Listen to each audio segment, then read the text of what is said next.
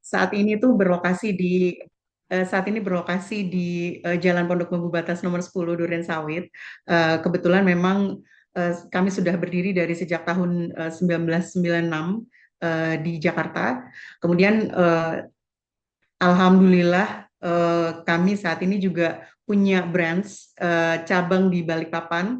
Teman-teman di area Balikpapan sana barangkali mungkin ada kegiatan atau ingin melihat kantor Hidronav atau pengen main atau apa, silakan mampir ke area sekitaran Ruko Palladium 2 ya, Blok G21. Baru tahun lalu juga kami melebarkan sayap di area Surabaya. Eh, apa kabar Surabaya? Ini kami ada Hidronav cabang Surabaya di area sekitaran Diamond Regency nomor A9. Teman-teman di sana mungkin seperti Distrik Navigasi Surabaya atau mungkin ada juga Armada 2. Apa kabar Bapak? Ya, ini kami lakukan dalam rangka untuk mengcover market yang saat ini mungkin memudahkan ya teman-teman untuk bisa ketemu atau mungkin mencari solusi dari Hidronav. Apa saja sih yang dilakukan oleh Hidronav sampai sejauh ini? Jadi kami menawarkan sales dan support, jadi artinya kita bisa memprovide baik itu penjualan ataupun purna jualnya dari berbagai macam manufacturer yang saat ini kami representasikan. Di sisi yang lain, kami juga melaksanakan kegiatan perbaikan atau repair berikut dengan kalibrasi ataupun bahkan sertifikat ya terkait dengan peralatan yang sudah kami delivery. Di core bisnis yang lain kami juga bisa mendelivery kegiatan rental dan juga short services. Seperti itu. Jadi barangkali teman-teman dari yang saat ini bergabung ya bisa melakukan kontak langsung dengan kita. Barangkali oh aku pengen di apa ya demo atau mungkin paparan terkait dengan produk-produk yang saat ini kami representasikan, boleh silahkan langsung menghubungi ke narah hubung kami Mbak Pratesta. Oke, saat ini apa saja yang kami representasikan ya? Untuk geospatial partner sendiri, jadi ada kami sebagai authorized trimble dealer, kami juga sebagai authorized Wintra untuk VTOL mapping drone, ada juga Yellow Scan untuk lidar mobile mapping, DJI Campbell Scientific untuk berbagai macam environmental sensor, ada juga untuk marine partnernya dalam hal ini ada CHC Nav untuk marine application ya. Ada juga untuk Trimble Marine Solution, ada Norbit, ada Sonardyne, ada CMAC, Artesis, dan berbagai macam brand yang saat ini kami representasikan. Kurang lebih ada sekitar 26 manufacturer yang saat ini masih kami representasikan untuk area Indonesia. Nah, siapa saja sih yang sudah bekerja sama dengan kami? Jadi ribuan yang sudah saat ini sudah kami layani untuk area Indonesia. Dalam hal ini termasuk Badan Informasi Geospasial sendiri. Kemudian ada juga seperti Pushidrosal dari Angkatan Laut. Ada juga beberapa klien-klien dari pertambangan, universitas, dan juga seperti oil and gas industry, survei services, dan berbagai macam perusahaan yang saat ini bergerak di bidang pemetaan atau survei laut seperti itu. Untuk segmentasinya sendiri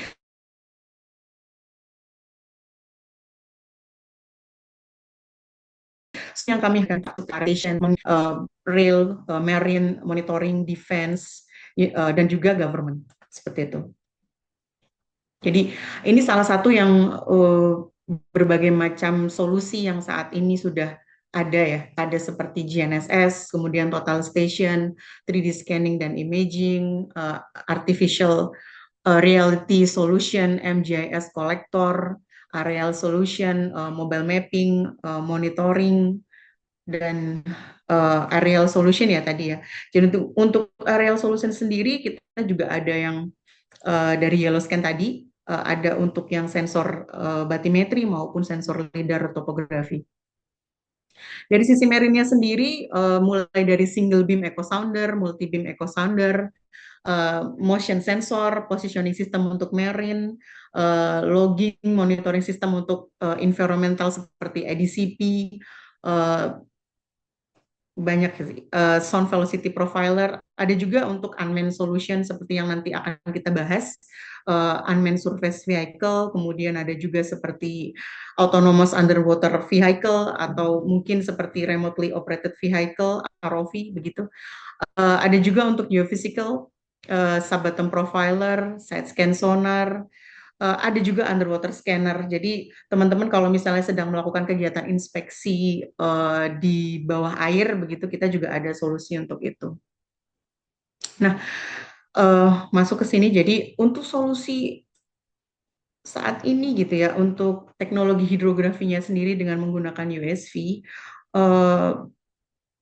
pertama mungkin saya ingin menjelaskan dulu sebetulnya secara singkat saja survei hidrografi itu apa.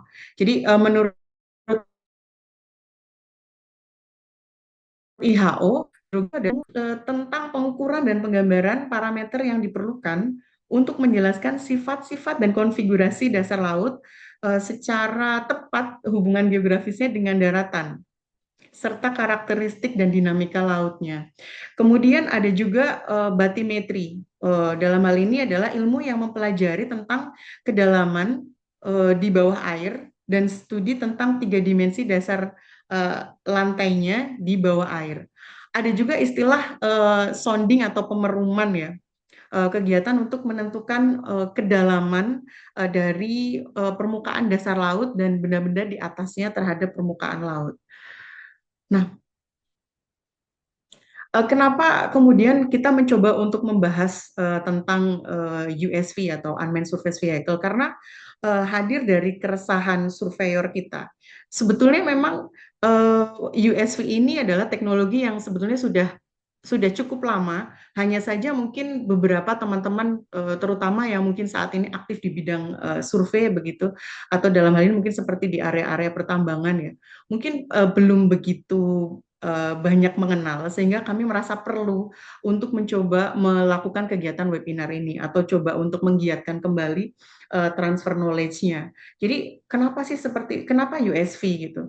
Jadi untuk area-area tertentu begitu, ketika kapal survei yang tradisional begitu ya, mungkin dengan kapal yang kurang lebih dengan dimensi sekitar 10 kali 15 dan sebagainya, itu kadang-kala draft kapalnya itu cukup dalam sehingga tidak bisa mengcover area-area yang tidak sesuai gitu dengan spesifikasi dari kapal sounding tersebut. Nah, sedangkan kita tetap harus kita perlu tahu. Jadi kalau secara konvensional, jadi kadang-kala surveyor kita itu harus apa ya melakukan kegiatan secara manual seperti itu dihitung apa ya bahasa kita tuh sounding coloknya begitu. Padahal areanya itu cukup berbahaya gitu. Kadang-kala untuk area-area seperti transisi seperti itu ada buaya atau mungkin bahkan ada lumpur hisap atau bahkan areanya cukup sulit jadi ada mangrove dan sebagainya. Jadi kita merasa perlu adanya solusi untuk gimana sih untuk mengantisipasi hal tersebut. Maka muncullah yang namanya unmanned surface vehicle dengan berbagai macam payloadnya atau mungkin sensor yang dibawa oleh USV tersebut. Nah, USV-nya apa sih gitu? Unmanned Surface Vehicle ini adalah satu wahana teknologi tanpa awak. Itu kenapa disebut unmanned gitu, tanpa awak yang dioperasikan di permukaan air, areanya seperti sungai, danau, kanal ataupun jenis perairan yang lain, bahkan mungkin laut begitu di area sekitaran pesisir seperti itu. Dengan ukuran yang bervariasi dari mulai yang kapal yang paling kecil begitu mungkin kurang lebih sekitar 1 meter kali 0,5 meter kali sekitar 0,3 meter seperti itu sampai ke kapal yang paling besar kapal tanker sekalipun itu sekarang sudah bisa dengan menggunakan nirawak atau tanpa awak unmanned begitu. Nah, untuk teknologinya sendiri saat ini sudah dilengkapi dengan berbagai macam sensor seperti GNSS, kemudian ada payloadnya sendiri juga seperti single beam, multi beam, side scan sonar, bahkan sub-bottom profiler juga dilengkapi dengan sistem telemetrinya sendiri dan bagaimana cara mengakuisisi datanya. Nah, untuknya sendiri biasanya memang bisa disesuaikan dengan kebutuhan kita atau customize dari masalah yang muncul di lapangan seperti itu. Nah, ini kami coba ada brief historinya ya. Jadi kalau dari CHC NAV-nya sendiri pertama kali mulai di-develop untuk eco sounder-nya itu dari sejak tahun 2009. Kemudian mereka mendevelop lagi dari untuk USV-nya sendiri kurang lebih dari sejak tahun 2017 ya pertama kali terdelivery di Thailand, kemudian di Jepang tahun 2018 dan untuk di Indonesia sendiri pertama kali itu di tahun 2021 yang mana itu adalah PT Freeport Indonesia gitu. Ini sumbernya dari CHC NAV ya. Apa kabar dari Freeport? Terima kasih sudah bergabung. Oke, kemudian sampai sejauh ini siapa saja sih penggunanya gitu ya, atau yang saat ini sudah memiliki apa Apache atau USV. Apache itu sebenarnya tipenya Unmanned Surface Vehicle atau penggunanya di Indonesia. Jadi saat ini kurang lebih sudah sekitar hampir 10 USV yang saat ini sudah dimiliki oleh teman-teman pengguna yang ada di Indonesia. Dalam hal ini mungkin di Badan Informasi Geospasial sendiri ada Apache 6 di sana. Nah, apa saja yang bisa diinstal atau apa saja sensor yang bisa melekat dalam unmanned surface vehicle. Jadi untuk tipe Apache 3 atau Apache 3 Pro atau mungkin di sini ada Apache 6 dan Apache 4, masing-masing sensornya itu berbeda. Karena apa?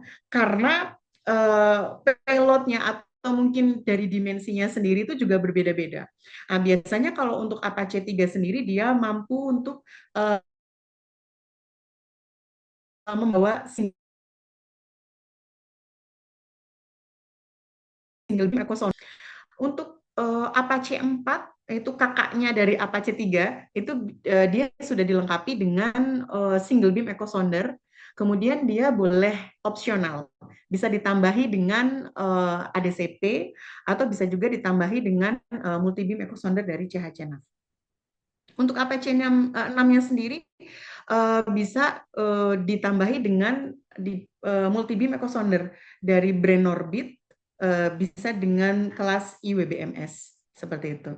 Di bagian atasnya bisa juga dilengkapi dengan LIDAR atau dalam ini iLIDAR begitu untuk membuat pemetaan 3 dimensi di bagian atas kemudian dan juga di bagian bawahnya ya. Dalam hal ini di underwater dan juga di area atasnya gitu. Bisa dengan menggunakan software CMS bawaan dari CHC-NAV-nya atau mungkin dengan software third party-nya dalam hal ini bisa juga dengan Quincy atau mungkin Chesapeake Sonarwiz seperti itu untuk bisa mengakuisisi dan juga mempost processing seperti itu. Nah, ini perbandingan dari Apache 3 Pro, Apache 4, dan juga Apache 6. Jadi sebetulnya lebih kepada dimensi dan juga lebih kepada maksimum payload yang bisa dibawa oleh masing-masing dari wahana tersebut. Nah, kira-kira yang nanti akan lebih didetailkan lagi atau dibahas itu terkait dengan Apache 6 dengan solusi dari Norbit. Mungkin ini sedikit penggambaran dengan videonya ya.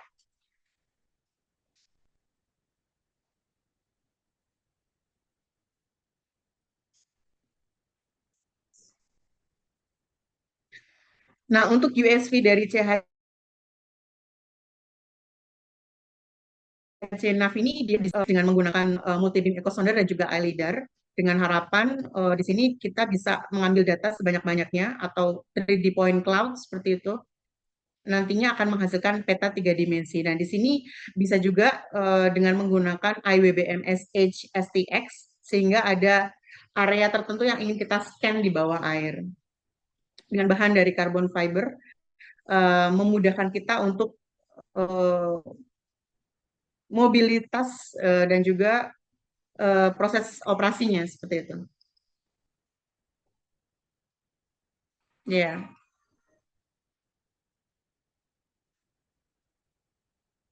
Nah, di sini saya coba lebih detailkan lagi untuk Norbit Exondernya sendiri, teman-teman juga boleh customize, tapi di sini memang kelasnya lebih ke IBBMS, di mana maksimum kedalaman yang bisa di-cover itu kurang lebih bisa sampai sekitar 270 meter, dengan fitur bisa dengan scannernya ya, atau STX-nya. Jadi kalau misalnya teman-teman ingin melihat eh, objek detail, itu nanti bisa ditambahkan dengan scanner.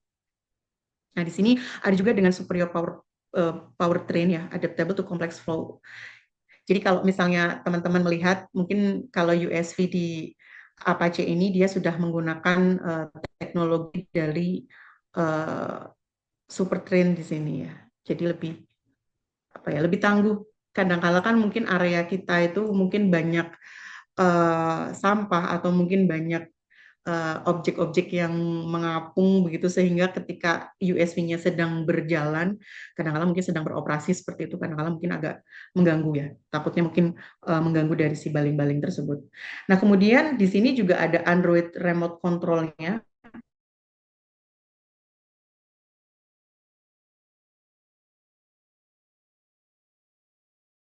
memudahkan kita untuk dari untuk performance-nya sendiri, maksimum kecepatannya kurang lebih sekitar 5 meter per second, dengan payload-nya kurang lebih sekitar hampir 60 kilo, draft-nya sekitar 18 cm, sudah dilengkapi dengan GNSS, kemudian telemetri, juga dilengkapi dengan IMU-nya.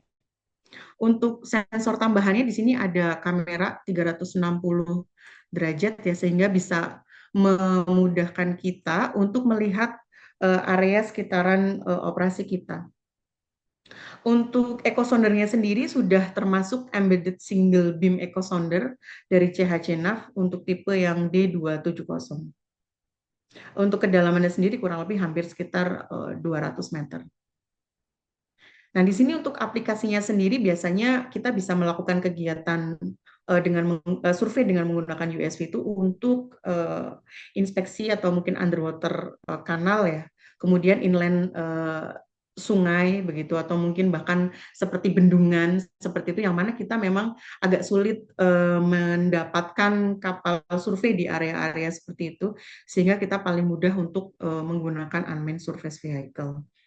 Biasanya mungkin kalau di area pertambangan di sini kadang-kala mungkin ada yang menggunakan rubber boat seperti itu ya. Nah, mungkin untuk sensornya agak sulit diinstal. Nah, mungkin di sini bisa juga untuk kegiatan di pond atau mungkin di tailingnya seperti itu ya.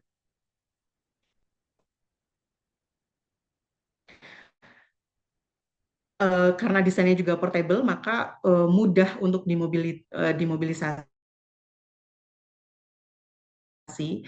Jadi biasanya dengan kondisi seperti ini cukup dengan menggunakan mungkin mobil, kira-kira mobilnya di area di belakangnya mungkin dibuka ya itu, untuk bisa memobilisasi si USV-nya di area yang mungkin kita harapkan. Nah, biasanya 2 orang saja sudah cukup untuk bisa memobilitas si USV tersebut. Nah, ini juga sudah dilengkapi dengan triple hull ship body. Jadi sebetulnya ini lebih ke membalancing dari si Apache-nya tersebut gitu. Hmm. Nah, di sini seperti yang tadi sudah disampaikan, jadi sebetulnya standar sistemnya sendiri sudah termasuk dengan single beam echo sounder dari tipe yang D270, dilengkapi dengan kamera 360, dan juga bisa di-customize dengan menggunakan multi beam echo sounder dari Norbit, dan juga di bagian atasnya dengan menggunakan eye leader.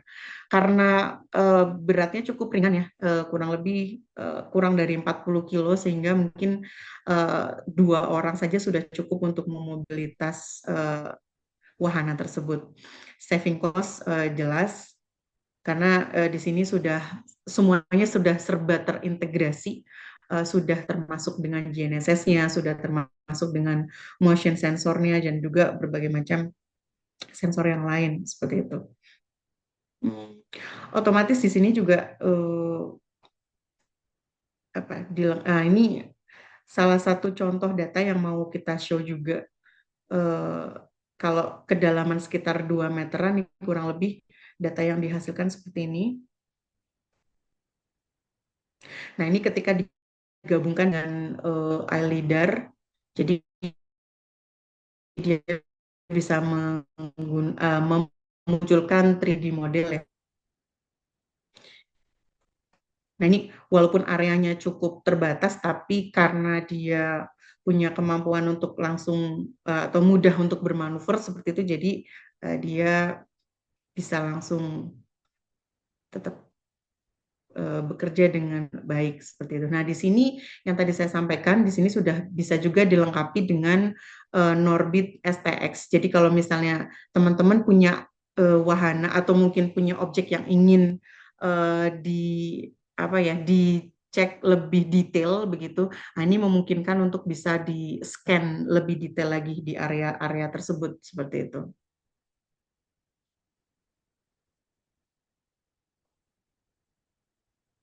Nah, ini datanya jadi lebih detail dan lebih banyak ya karena tadi ada eh, kemampuan untuk men-scan di bawah air.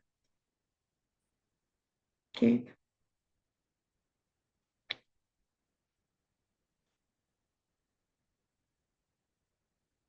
oke. Nah, ini beberapa kegiatan yang sudah dilakukan oleh Hidronaf ya. Eh, Sempat ada di area sekitaran pertambangan, kemudian ada juga di defense, kemudian ada juga di area bendungan, ada juga di area sekitaran nearshore, ada juga di area sekitaran port seperti itu. Jadi memang kami ingin menunjukkan pada teman-teman bahwa oh ya, memang Apache ini adalah teknologi yang paling unggul saat ini di kelasnya. Kurang lebih seperti itu. Mungkin seperti itu dari saya. Terima kasih Mbak Pratista.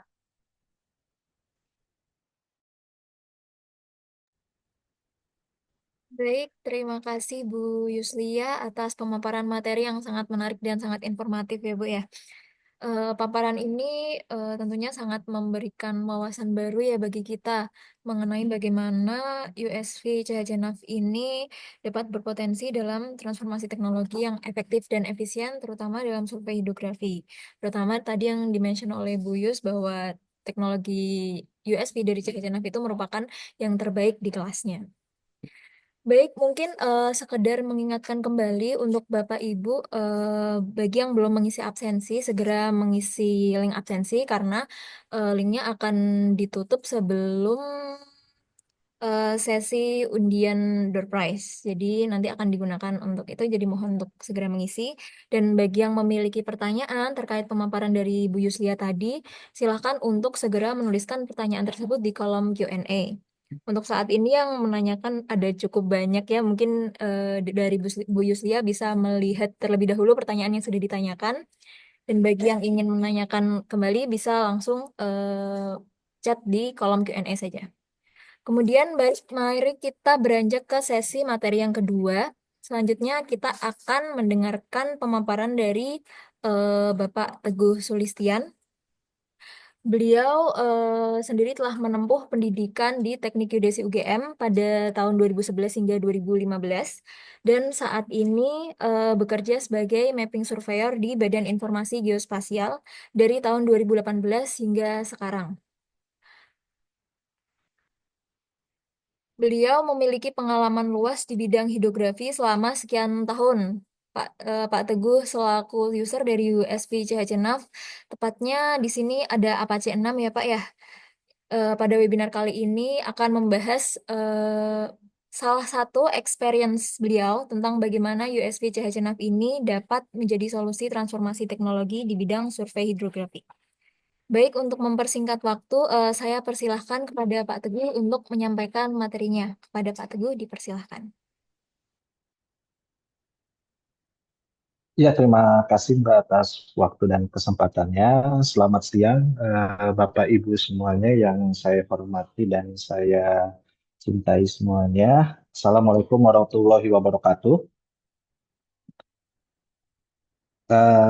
izin memulai. Di sini kita akan mendalami ya. Ini kita akan membahas tentang user experience, tentang penggunaan USP yang dimiliki oleh Badan Informasi Geospasial.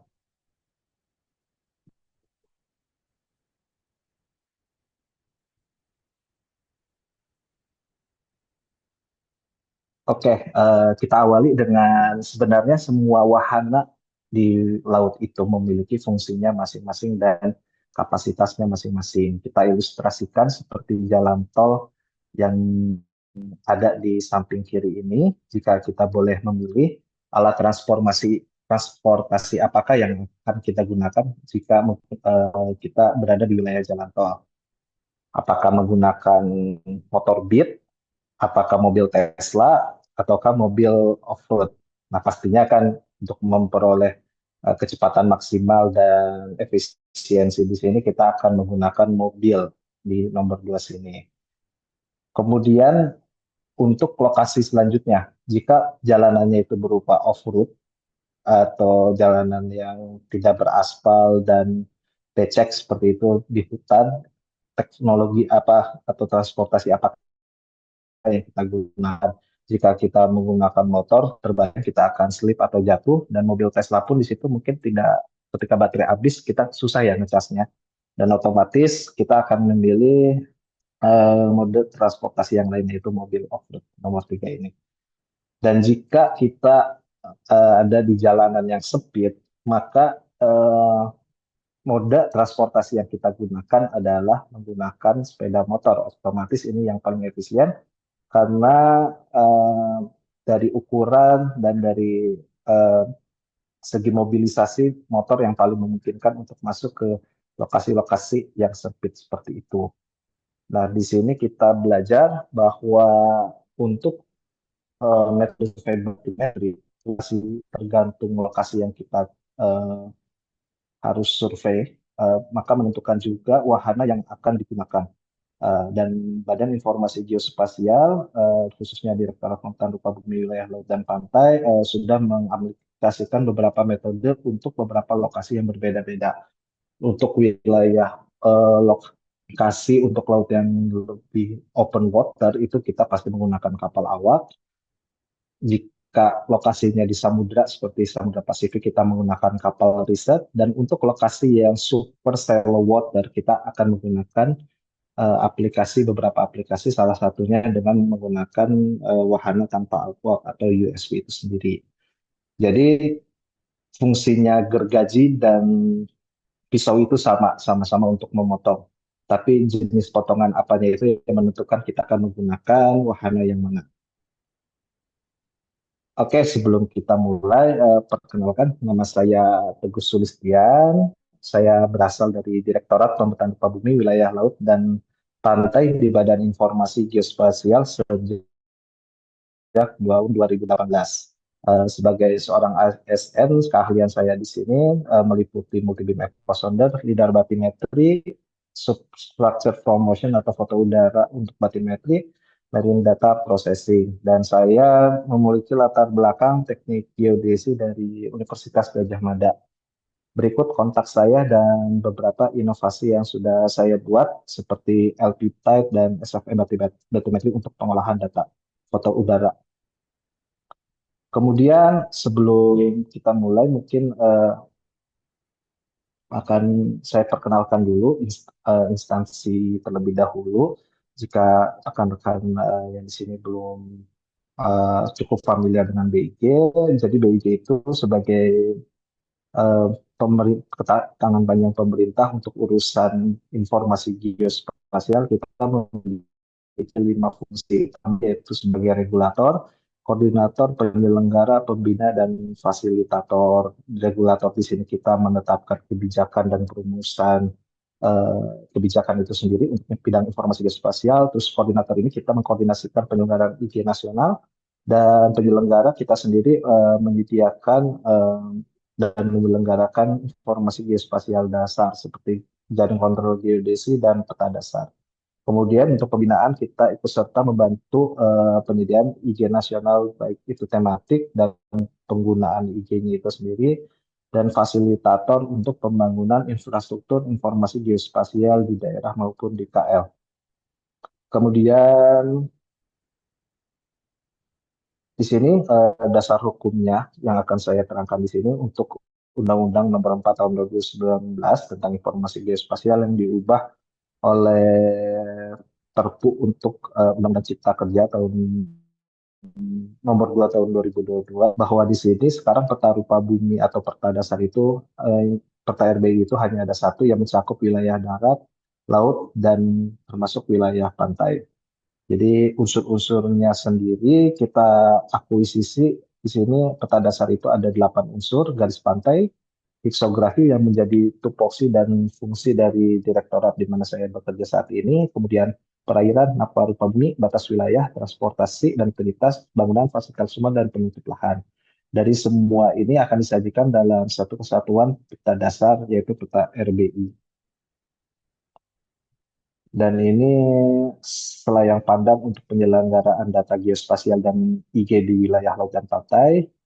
Tahap pertama itu kita ada akuisisi, survei, dan processing data surveinya itu sendiri dengan referensi dari jaring kontrol atau sistem referensi geospasial Indonesia. Kemudian kita lakukan pengolahan data seperti data cleaning dan integrasi data wilayah darat dan laut. Lalu kita membuat unsur-unsur yang tadi, ekstraksi unsur-unsurnya seperti hidrografi, batas wilayah dan lain-lainnya, dan juga garis pantainya. Dan kemudian kita produksi peta rupa bumi Indonesia, dipublikasikan secara luas dan bisa diakses secara umum oleh Bapak Ibu semua.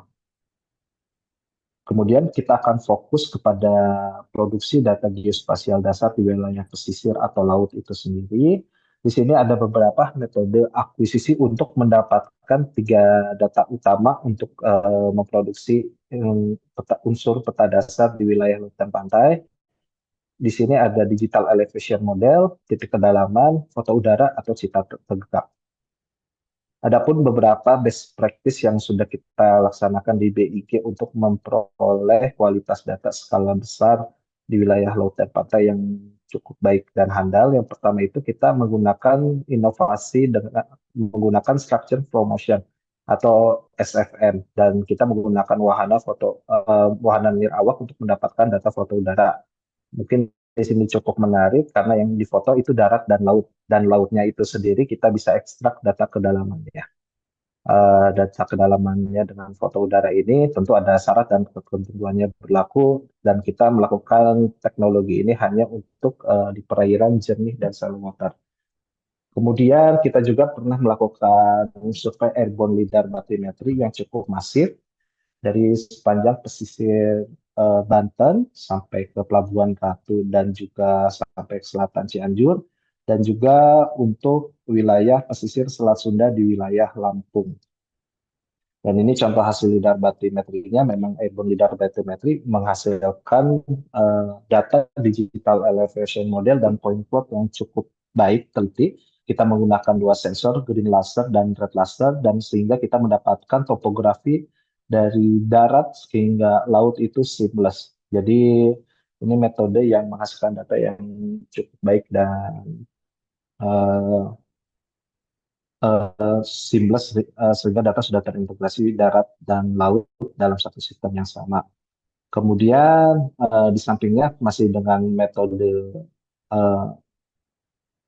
remote sensing atau citra, kita menggunakan metode satellite direct bathymetry. Jadi kita mengestimasi nilai kedalaman menggunakan training data di lapangan. Jadi ini kita menggunakan metode machine learning untuk mendapatkan data kedalaman, dan titik kedalamannya ini kita gunakan akuisisi menggunakan USV itu sendiri, karena kita mengambil data, training data itu di wilayah yang sangat dangkal.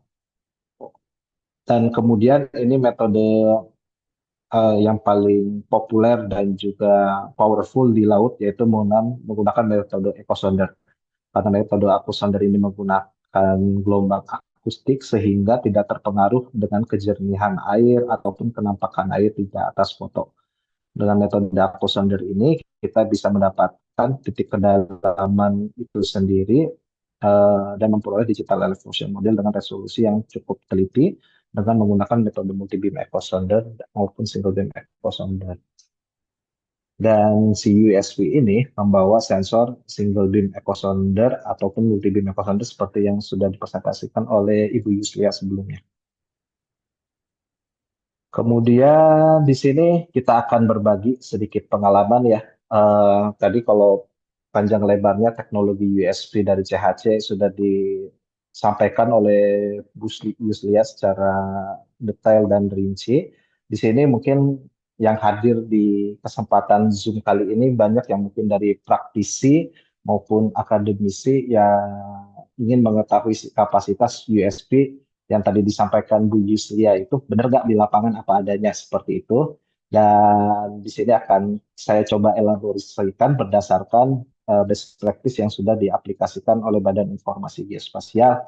Tidak saya lebihkan dan tidak saya kurangi. Jika ada kurangnya nanti akan saya sampaikan juga di sini untuk kemajuan mungkin atau improvement dari CHC itu sendiri. Yang pertama, ini selayang pandang USB, pekerjaan USB di BIG. Kita pengadaan USB di BIG itu kita mulai tahun 2022. Jadi tahun 2022 itu mulai operasional, kemudian dilanjutkan di tahun 2023 kita sudah melaksanakan survei lagi, dan di 2024 pun tahun lalu kita masih melaksanakan survei lagi. Nah, kalau tahun 2025 belum ada hilalnya sampai saat ini, tapi kita bahas yang sudah jelas saja. Jadi USB kita itu sudah break even point kalau istilah mungkin dari perusahaan, walaupun kita dari instansi pemerintahan, tapi kita hitung benar bahwa USB yang kita adakan ini sudah break even point pada tahun 2024. Jadi butuh waktu 3 tahun dengan hari layar kita itu sekitar 160 hari layar USB-nya, dan lokasi titik yang kita datangi itu ada sekitar 71 titik di sekitar Kalimantan, di Tanjung Redep di Kalimantan Timur, dan di selatan di Pulau Laut di Kalimantan Selatan. Kemudian di daerah Jawa mungkin kita baru turun USB di Kepulauan Karimun Jawa, dan lalu Bali, Nusa Tenggara Timur di Flores khususnya, dan di Sulawesi ini kita hampir di setiap provinsi USB kita sudah singgah di Sulawesi. Jadi sudah jalan-jalan di Sulawesi dari tahun 2023 dan 2024. Dan ini sekilas foto kita ketika bawa USB tadi. Mungkin Mbak Yuslia tadi ada beberapa orang, hanya 2 orang naik mobil ya. Ketika di lapangannya, ketika membawa box seperti ini, kita memerlukan mobil box ya. Dan juga ketika kita mobilisasi antar pulau ya, kita dibantu banyak orang. Bisa dilihat di sini berapa orang yang bantu bawa USB kita untuk turun itu sendiri.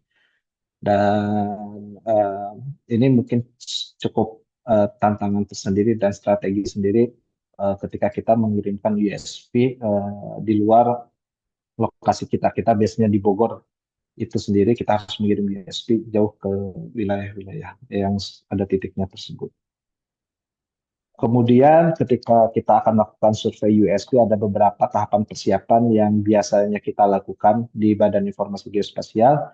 Yang pertama, tentunya kita harus merencanakan jadwal kegiatan survei kita di mana.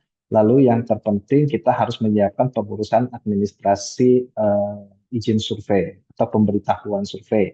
Sebenarnya kan laut nggak ada yang punya ya kalau laut ya. Cuman kita selalu bersurat kepada pemerintah daerah setempat bahwa kita akan melakukan survei di wilayahnya agar tidak menjadi pertanyaan di kemudian hari, karena USB ini cukup menarik ya di lapangan, dilihat orang seperti barang-barang langka lah.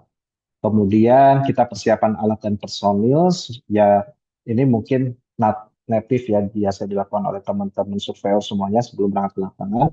Kita periksa dulu peralatan sistem USB kita sudah berfungsi dengan baik atau belum.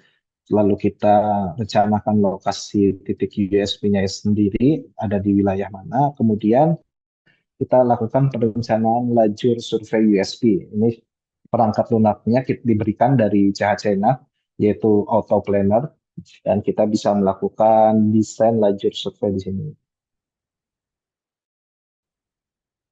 Kemudian pelaksanaan surveinya itu sendiri kita lakukan dari 2 tahap akuisisi di lapangan, yaitu pengukuran base station menggunakan metode GNSS geodetik dan juga pemeruman dengan menggunakan USV itu sendiri.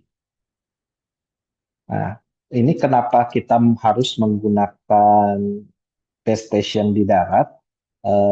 Ini karena kita menggunakan metode post processing kinematik dan real time kinematik untuk positioning USV-nya itu di lapangan. Seperti Bapak Ibu tahu semuanya, mungkin untuk teknologi GNSS di wilayah marine atau laut itu sendiri ada beberapa metode yang bisa kita terapkan.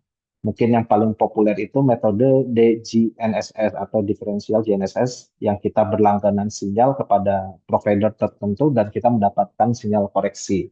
Karena USP yang dimiliki oleh PIG ini kegunaannya untuk melakukan akuisisi di wilayah pesisir yang sangat dangkal dan itu jaraknya mungkin dekat dengan darat, kita putuskan untuk menggunakan metode lain, yaitu metode RTK atau PPK, Post Processing Kinematic. Karena kita masih dimungkinkan untuk mendirikan base di darat, dan kita uji cobakan kemarin, kita jarak base dengan survei USV itu kita coba di angka 6 sampai 7 kilo, hasilnya masih fix. Dan hasil fix dengan jarak 6 kilo dan 7 kilo ini mungkin cukup efektif ya. Ini metode post processing kinematik yang saya bicarakan. Jadi kalau RTK itu memang ada batasnya ya kalau untuk memberikan koreksi tergantung kekuatan sinyal radio dari USB dan juga GPS base stationnya itu sendiri. Ini contoh titik ikat atau titik base station kami. Kita referensikan dulu titik base station ini terhadap SRGI 2013. Lalu metode pengukurannya metode statik. Ini spesifikasi pekerjaan di kami. Jadi spesifikasi pengamatannya itu 1 detik dan mesh angle 15 derajat. Kemudian setelah kita mendapatkan koordinat fix yang sudah diukur oleh metode statik tadi, kita lakukan pengukuran pemeruman menggunakan USV. Di sini USV yang dimiliki BIG masih standar, jadi kita hanya ada sensor single beam echo sounder. Karena tadi kembali lagi keperluannya kita untuk melakukan pemetaan di wilayah perairan yang sangat dangkal. Jadi wilayah kerja kami itu di kedalaman 0,3 atau setengah meter sampai kedalaman 10 meter. Jadi di kedalaman ini kita hitung-hitung yang paling efektif itu memang single beam echo sounder. Karena kalau kita menggunakan multi beam di kedalaman 1 meter saja, jika SWOT-nya itu 3 kali kedalaman atau 5 kali kedalaman, maka SWOT-nya hanya 5 meter menggunakan multi beam echo sounder. Nah, jadi dengan hal yang seperti itu, mungkin ada kasus-kasus khusus memang di perairan dangkal lain atau untuk keselamatan pelayaran menggunakan multibeam, maka di area investigasi tersebut memang diharuskan menggunakan multibeam echo sounder. Namun karena mostly lokasi pekerjaan kita itu kedalamannya bervariasinya hanya 0,3, 0,4 sampai kedalaman 10 meter, maka kita hitung yang paling efektif itu masih menggunakan sensor single beam echo sounder. Dan di sini frekuensi yang sensor single beam echo sounder D270 dari CHC ini kita bisa penetrasi hingga kedalaman 200 meter. Ini dual frekuensi, jadi ada frekuensi rendah dan frekuensi tinggi. Dan pengalaman kita akan selalu menggunakan frekuensi tinggi untuk mendapatkan data yang cukup baik di wilayah dangkal. Terus akuisisi kita menggunakan perangkat lunak hydro survey dan navigasinya pakai autoplanner. Jadi ada 2 perangkat lunak yang jalan di waktu yang bersamaan, yang satu untuk mengakuisisi data single beam echo sounder, yang satu untuk melakukan navigasi USV dan mengikuti guidance dari lajur perum yang sudah dibuat sebelumnya.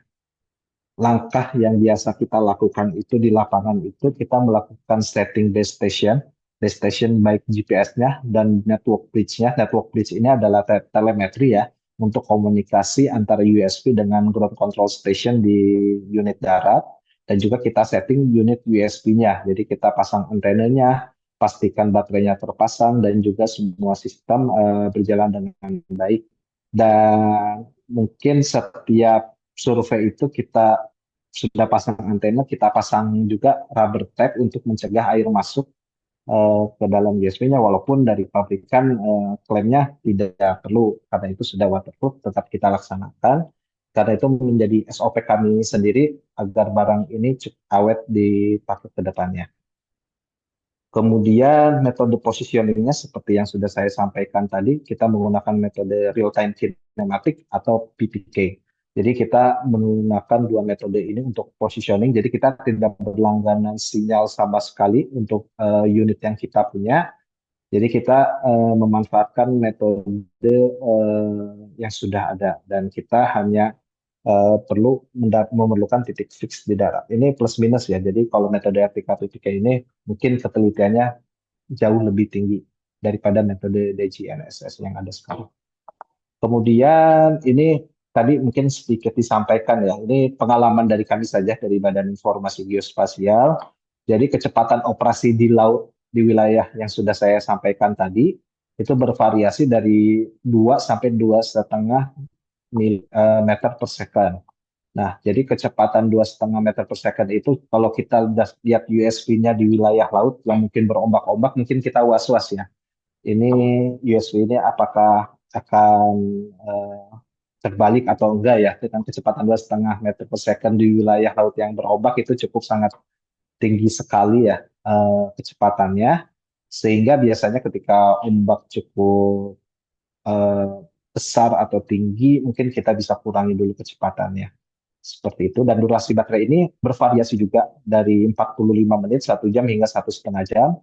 Nah, yang mempengaruhi durasi baterai itu ada beberapa hal. Yang pertama, temperatur di lokasi survei itu sendiri. Apakah saat itu kondisinya cukup adem atau cukup panas, sehingga mempengaruhi konsumsi baterai juga. Dan juga kecepatan USB. Nah, selain kecepatan USB ada juga pengaruh ketahanan terhadap ombak. Jadi pada saat lokasi survei kita berombak dan ombaknya itu cukup tinggi dan sering terjadi, maka konsumsi baterainya akan semakin banyak. Jadi ini variasi durasi baterai kita, dua baterai USB ya, satu eh, sekali misi itu kita bisa memasang dua baterai di USB itu sendiri. Lalu ini pengalaman kami di lapangan, dan ya ini menjadi yang cukup ini sudah proven ya, mungkin ya, kita dari tahun 2022 sampai 2024 mungkin jarak komunikasi telemetri onsite itu di lapangan itu sekitar 1 sampai 1,5 kilo. Jadi kalau remote control itu sekitar 500 meter mungkin sudah hilang ya remote control yang kita punya ini. Mungkin tadi sempat disampaikan juga di presentasi Mbak Yuslia, remote control yang sudah ada Android-nya atau touchscreen-nya, tapi yang kita punya mungkin di generasi pertama ini komunikasi remote-nya itu mungkin sampai 500, tapi untuk telemetrinya bisa sampai 1,5 kilo tergantung keterbukaan atau kondisi di lapangan itu sendiri. Dan jika remote control yang di pilot hilang, sebenarnya USB-nya masih merekam data, dan jangan khawatir ketika Bapak Ibu sudah melakukan perencanaan lajur dengan tepat, dia akan kembali pada posisinya. Ya kalau baterainya habis di tengah, ya kita harus renang untuk menjemput USB itu sendiri, dan ini pernah terjadi di kita juga. Kemudian selain faktor-faktor teknis tadi, kita juga memikirkan faktor-faktor cuaca dan juga kondisi pasang surut di lapangan. Lagi-lagi kita survei di wilayah yang sama, otomatis kita akan melakukan survei pada saat posisi air itu pada posisi pasang, sehingga kita akan mendapatkan kedalaman yang cukup representatif di lokasi tersebut pada lokasi pasang, dan area yang disurvei bisa lebih banyak. Kemudian setelah kita lakukan lakukan akuisisi, tahapan selanjutnya adalah pengolahan data survei itu sendiri. Yang pertama pengolahan data base station dan yang kedua pengolahan data single beam echo sounder dari hasil akuisisi USB. Nah, ini salah satu contoh pengolahan data base station ya. Ini mungkin kita nggak terlalu panjang lebar di sini ya. Ini seperti biasalah, kita download datanya, dapat raw, konversi ke RENAC, lakukan processing relatif statik, radial atau jaring, terus diikatkan. Jangan lupa diikatkan ke titik ikat terdekat, baik itu berupa course maupun jaring kontrol geodesi nasional. Di sini contoh perhitungan koordinatnya dan juga contoh akuisisi. Nah, kemudian pengolahan data single beam echo sounder itu sendiri seperti yang di samping ini, tahapannya itu unduh raw data. Jadi raw data ini tersimpan di USB-nya ya, bukan di laptopnya. Jadi raw data itu terdiri dari data GNSS, data IMU atau motion pergerakan si USB-nya, lalu data kedalaman itu sendiri yang tersimpan di USB. Jadi kita komunikasi menggunakan telemetri atau kita bisa connect langsung menggunakan WiFi direct ke USB-nya, kita download data yang ada di USB. Tahapan pertama itu kita melakukan pengolahan trajektori. Jadi kalau surveinya itu menggunakan metode post processing kinematik atau PPK, sama halnya seperti drone, kita lakukan pengolahan trajektori itu sendiri. Kita hampir sama seperti drone, kita akan ada pengolahan backward forward itu sendiri. Kemudian kalau untuk RTK kita langsung jadi ya datanya. Jadi posisi fix per USB itu sudah fix kalau pakai RPK. Jadi kalau pakai RPK ini kita harus lakukan tahapan B itu sendiri, pengolahan trajektori, sehingga dapatkan hasil yang sudah fix. Mungkin di sini contoh data, pengolahan trajektori di software CGO, lalu kita lakukan pengolahan data single beam echo sounder. Jadi tadi diterangkan mungkin si USB ini cocok atau compatible di pasang atau diinstal multi beam echo sounder. Jadi kalau disclaimer yang di sini kita menggunakan single beam echo sounder tampilannya. Mungkin kalau yang multi beam echo sounder tadi ada softwarenya sendiri ya, Kimera ya tadi ya kalau nggak salah saya lihat untuk processing data multi beam echo soundernya itu sendiri. Nah, kita lakukan cleaning bisa secara manual maupun otomatis dan ada filteringnya di sini, ketelitian data yang akan kita masukkan, lalu kita lakukan perhitungan TPU dan juga kita konversi referensi tinggi. Mungkin ini yang cukup menarik ya di USB ini, kenapa kita menggunakan USB single beam di wilayah pesisir, karena kita tidak perlu mengukur pasut pada saat kita survei.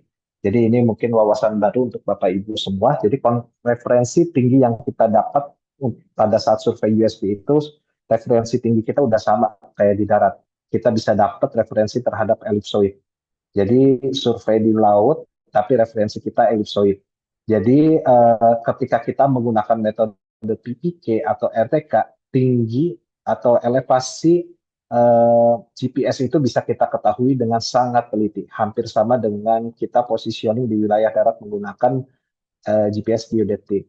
Ketika kita sudah mendapatkan tinggi antena dengan cukup teliti, tinggi ellipsoid itu dengan teliti, maka langkah selanjutnya tinggal GPS di offset ke single beam echo sounder. Single beam echo sounder menentukan nilai kedalaman. Jadi dari GPS sampai ke kedalaman itu kita bisa mereferensikan titik kedalamannya terhadap kedalaman ellipsoid atau referensi ellipsoid.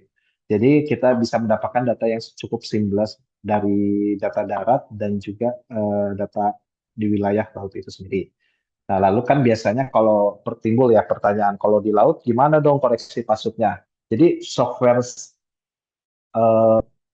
hydrosurvey tadi bisa juga mengakomodir untuk koreksi si pasang surut itu sendiri. Tapi karena kita di sini sudah untuk pasang surutnya sendiri kita gunakan model pasang surut yang sudah diproduksi oleh Badan Informasi Geospasial di SRGI.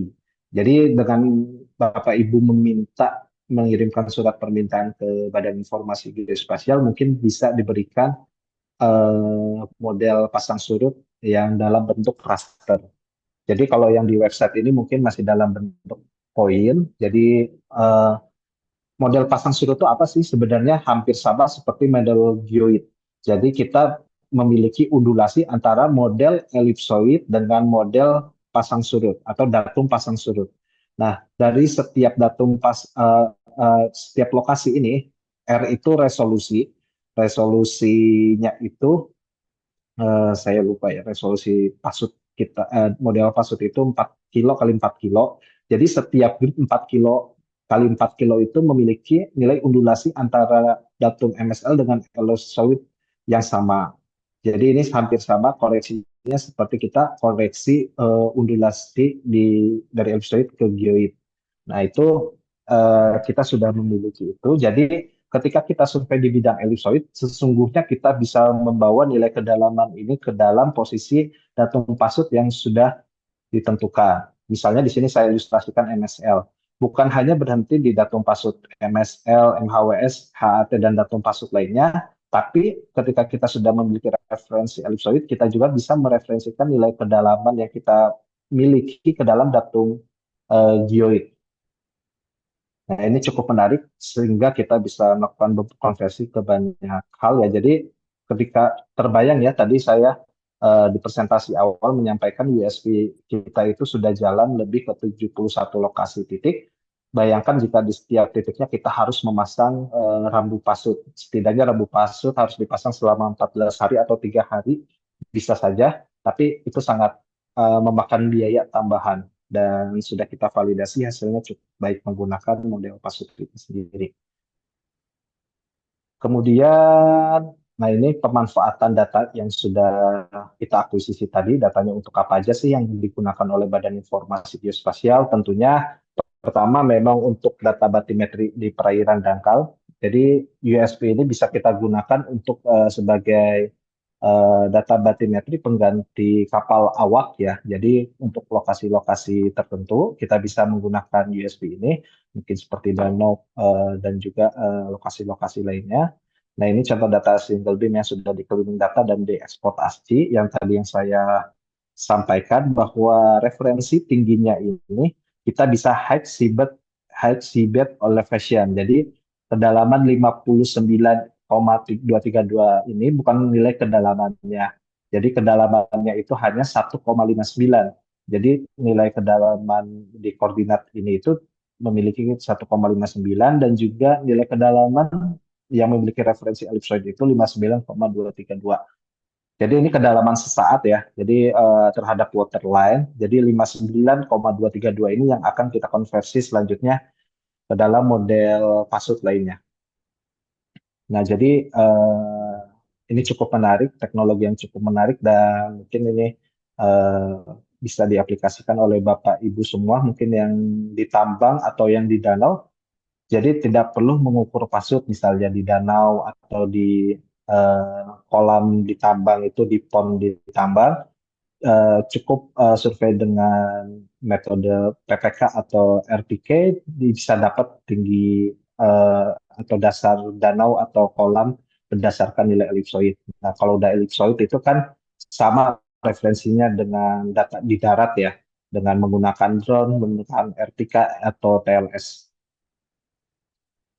Nah, ini contoh perhitungan kualitas datanya. Jadi kita mengacu pada IHO S44 edisi 6.1.0 dan juga yang sudah diadopsi di SNI 9216 tahun 2023 tentang survei batimetri menggunakan perum gema atau ekosonde. Jadi USP yang kita miliki setelah survei USP kita hitung. Ini contoh lajur cross sounding-nya. Nah, lajur cross-sounding-nya itu kita tentukan, lalu kita hitung secara statistik di confidence level 95%. Ini contohnya di order IHO 1B ya. Di sini ada nilai A-nya, ada nilai B-nya, terus ada confidence level di 95% itu 1,96. Jadi kita lakukan uji hipotesis di setiap datanya itu sendiri.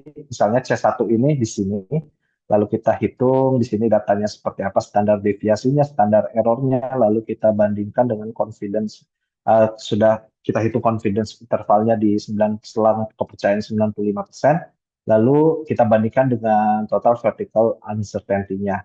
Oh, lebih kecil ternyata confidence intervalnya, maka data diterima. Ini contoh data USB kita rata-rata ya, kayaknya hampir semua data kita 100% diterima ya, di wilayah perairan Dangkal itu sendiri ya. Kemudian ini aplikasi lainnya. Jadi dari data USB itu kita selain untuk survei batimetri untuk mendapatkan data kedalaman di laut, data kedalamannya ini kita gunakan sebagai training data untuk melakukan pemodelan atau estimasi nilai kedalaman menggunakan metode satellite Dirac bathymetry. Jadi kita menggunakan citra multispektral, bisa berbagai citra ya, bisa dari Sentinel-2, dan yang berlangganan mungkin bisa pakai Cuthbert dan Spot dan lain sebagainya, dan juga Landsat untuk citra yang medium ke bawah. Dengan menggunakan citra multispektral ini kita asosiasikan dengan nilai kedalaman dengan menggunakan metode machine learning.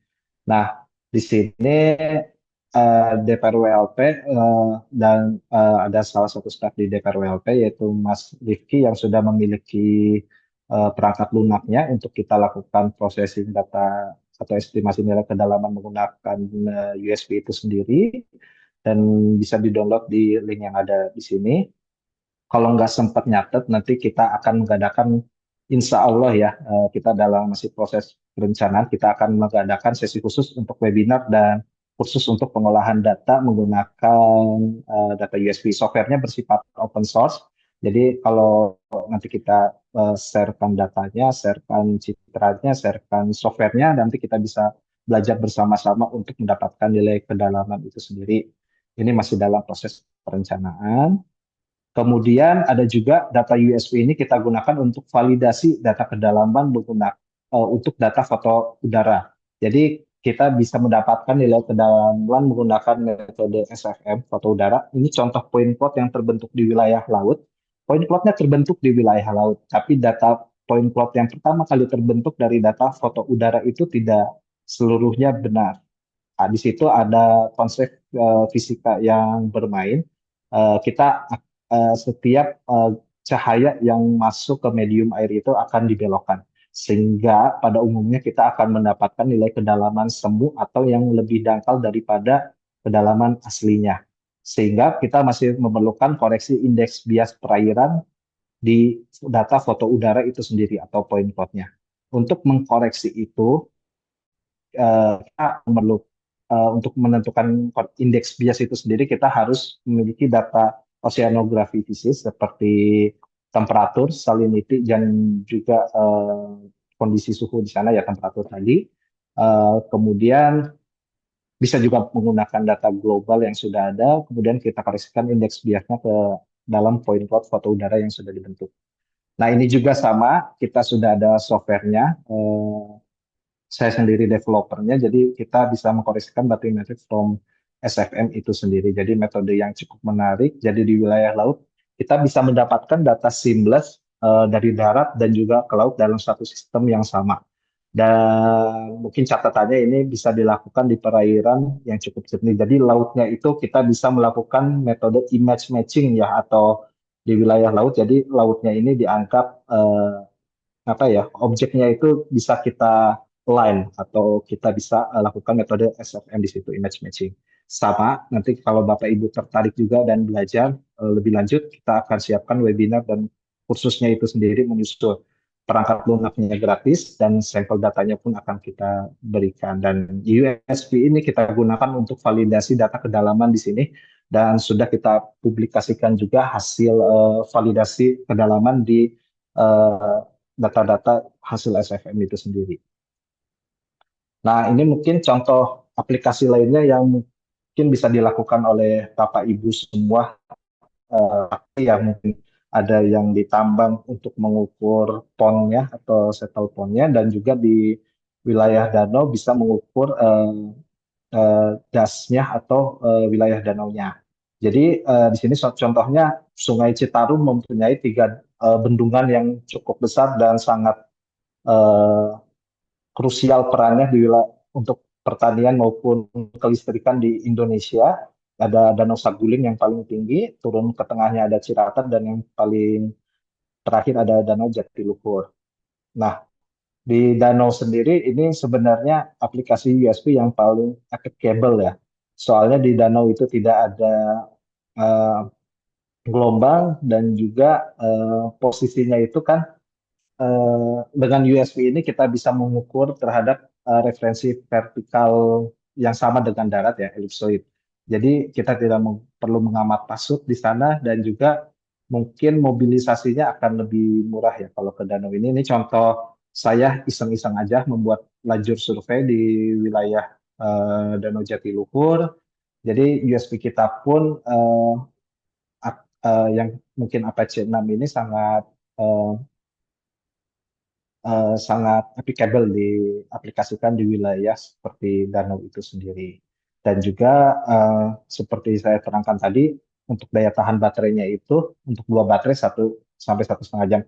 Mungkin di wilayah danau ini karena kita tidak berombak bisa sampai 2 jam atau lebih untuk satu sesi pengukuran. Nah, kemudian ini sedikit testimoni dari kami selaku user untuk Apache 6 itu sendiri. Ya ini kita akan sampaikan apa adanya ya. Disclaimer mungkin di sini kita akan, karena ini sesi yang bagus untuk peningkatan pelayanan dari Apache itu sendiri, Apache 6 atau Apache 3 ada 4 dan juga karena sebenarnya kalau kita bikin suatu barang, yang akan tahu kesalahan suatu barangnya itu adalah pengguna. Jadi masukan dari pengguna itu adalah investasi yang sangat berharga bagi pengembang suatu peralatan itu sendiri. Bisa peralatan, bisa software, bisa juga makanan ya. Kalau makanan kita buat nasi goreng ya yang kita coba ya enak-enak aja. Tapi orang lain mungkin yang mencobanya belum tentu memiliki pandangan yang sama. Di sini saya akan sampaikan setidaknya ada 3 hal: room for improvement-nya, terus keunggulannya, dan juga tantangannya. Jadi yang pertama kita mulai dari yang untuk masukan untuk peningkatannya. Saya nggak nyebut kekurangan ya, tapi ini bisa ditingkatkan dan beberapa hal memang sudah ditingkatkan untuk produksi Apache 6 di generasi berikutnya. Yang pertama itu yang kita temukan itu desain switch off untuk Apache 6 yang generasi yang dimiliki oleh BIG ini rentan kebocoran air karena soketnya masih terdiri dari karet. Dan itu pernah terjadi di kami. Kami kita coba lakukan servis ke vendor yang ada representatif di Indonesia, dan ketika saya melihat produk Apache 6 yang baru, ternyata tombolnya sudah berubah sesuai masukan kami. Jadi pakai switch off, on off yang ada lampunya dan tombol, dia bentuknya bukan switch yang seperti apa ya, saklar biasa aja gitu. Dan itu sudah berubah. Nah, itu kan suatu hal yang positif dan sudah diterima oleh pengembang Apache itu sendiri. Lalu yang kedua itu pengembangan aplikasi CGO untuk pengolahan PPK USB. Jadi ini sedikit cerita ya. Jadi ketika kita tender di BIG ini, salah satu syarat tendernya itu sendiri adalah si aplikasi USB-nya ini sudah dilengkapi dengan aplikasi pengolahan data post processing kinematik. Dan memang pada saat tender tersedia itu si CGO itu modul si USB-nya. Tapi ketika dibuka ternyata bahasa Cina. Nah, ya karena di BIG tidak ada yang bisa bahasa Mandarin, ya udah kita coba kasih masukan, CGO aja ini kenapa masih bahasa Cina? Oke, diperbaiki. Jadi developer softwarenya langsung turun tangan juga pada saat masa-masa setelah tender itu. Kemudian kita cek, ternyata hasilnya kenapa float semua, kenapa fixnya kurang banyak. Padahal kita base-nya dekat. Nah, itu dikembangkan lagi, diteliti lagi oleh tim developer dari CHC-nya, dan sampai saat ini software CGO itu sendiri handal dan bisa digunakan sampai saat ini. Jadi masukan-masukan temuan dari kami ya kita sampaikan juga. Kita langsung direct ya kemarin melakukan apa ya, diskusi technical meeting dengan developer software dan alatnya langsung dari Shanghai. Kemudian yang C itu kita obstacle avoider-nya itu yang di depan. Jadi si CHC 6 ini dilengkapi oleh pendeteksi hambatan di depan atau rintangan, dan juga Dan ini mungkin uh, yang belum soft sampai sekarang karena di kondisi perairan atau wilayah asin mungkin ya. Uh, jadi sering gagal mendeteksi objek di depan itu. Tapi nggak apa-apa di sini karena kita ada aplikasi obstacle avoider yang lain selain menggunakan sonar di depan, kita ada kamera CCTV dan kamera CCTV-nya itu cukup berfungsi jika kita akan melakukan survei ya. Jadi kita bisa tahu kondisi sekitar, apakah ada nelayan yang mendekat untuk mengambil USB atau kondisi ombak di depan akan ada kayu atau ada apa itu bisa terlihat di kamera. Jadi secara visual USB-nya tetap bisa kita monitoring. Kemudian ini mungkin yang perlu ditingkatkan lagi adalah desain dari rel propellernya yang perlu ditingkatkan. Rel propeller itu part kecil di USB ini untuk menempelkan si propellernya ini. Nah, gambar di sini ketika kita rusak di lapangan, jadi relnya itu korosi atau ada komponen yang rusak sehingga kita bikin di tukang bubut. Nah, ini lokasinya di Tanjung Redep. Jadi di tukang bubut ini kita kasih rel propellernya dia bisa buat gitu dan hasilnya cukup baik. Kita bahannya baja dan ya maksudnya spare part seperti rel propeller ini ketika rusak di lapangan atau karena itu part kecil di lapangan walaupun kecil tapi ya cukup menghambat surveinya sehingga survei tertunda berapa waktu.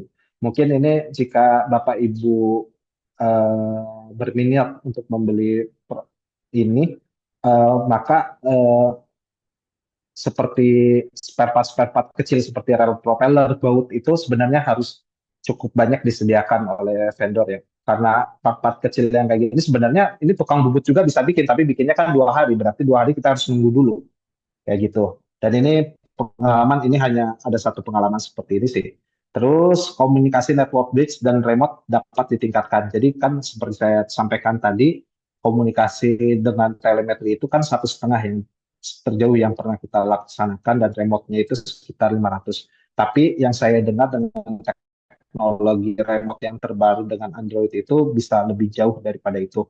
Dan ya ini saya belum berani bandingkan karena kita belum mencoba.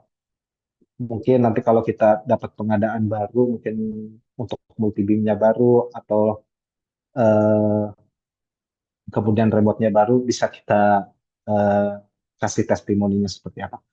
Lalu ya tadi seperti poin saya tadi, vendor dapat meningkatkan stok spare part. Jadi ketika vendor sudah dapat masukkan ya apa saja nih yang biasanya spare part rusak, seperti propellernya sering rusak, relnya mungkin rawan rusak juga atau baut-bautnya di spare. Dan ini ketika stok sudah di stok di Indonesia, mungkin kita akan memakan waktu import yang mungkin cukup lama ya dari Shanghai ke Indonesia itu biasanya pengalaman BIG itu sih 3 sampai 1 bulan.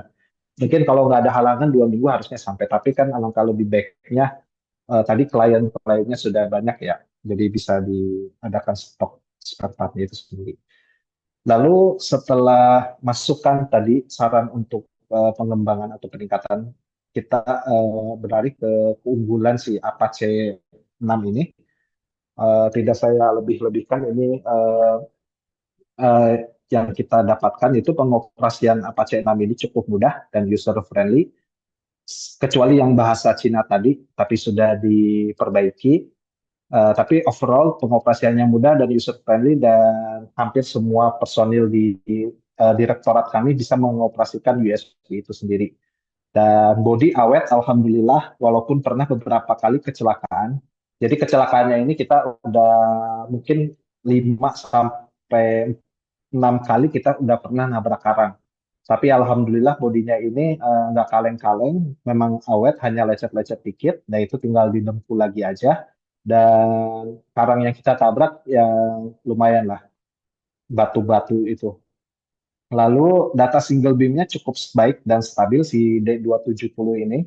Kita gunakan sampai kedalaman mungkin yang pernah kita dapat ya 50 meter ya. Kita belum pernah survei untuk kedalaman 200. Memang fungsi kita pada awalnya untuk perairan yang sangat dangkal. Jika lebih dari 50-20 meter itu ya kita sudah menggunakan multi beam echo sounder yang kita miliki.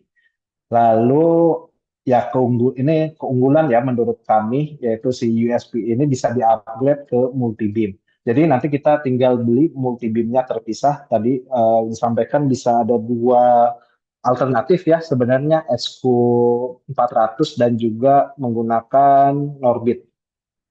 Tapi ini belum kita upgrade karena belum ada keperluannya juga untuk data multi-beam pakai USB.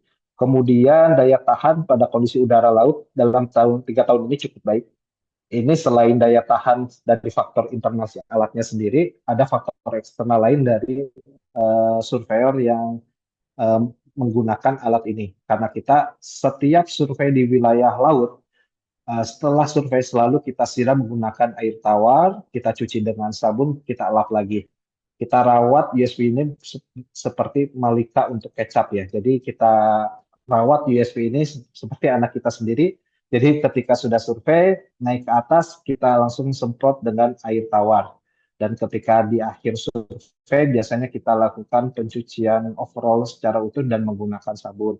Jadi garam-garam yang menempel di baut dan juga menempel di bodi USB ini selalu kita bersihkan. Jadi si USB ini dalam 3 tahun ini cukup terawat dan baik dan masih awet hingga saat ini.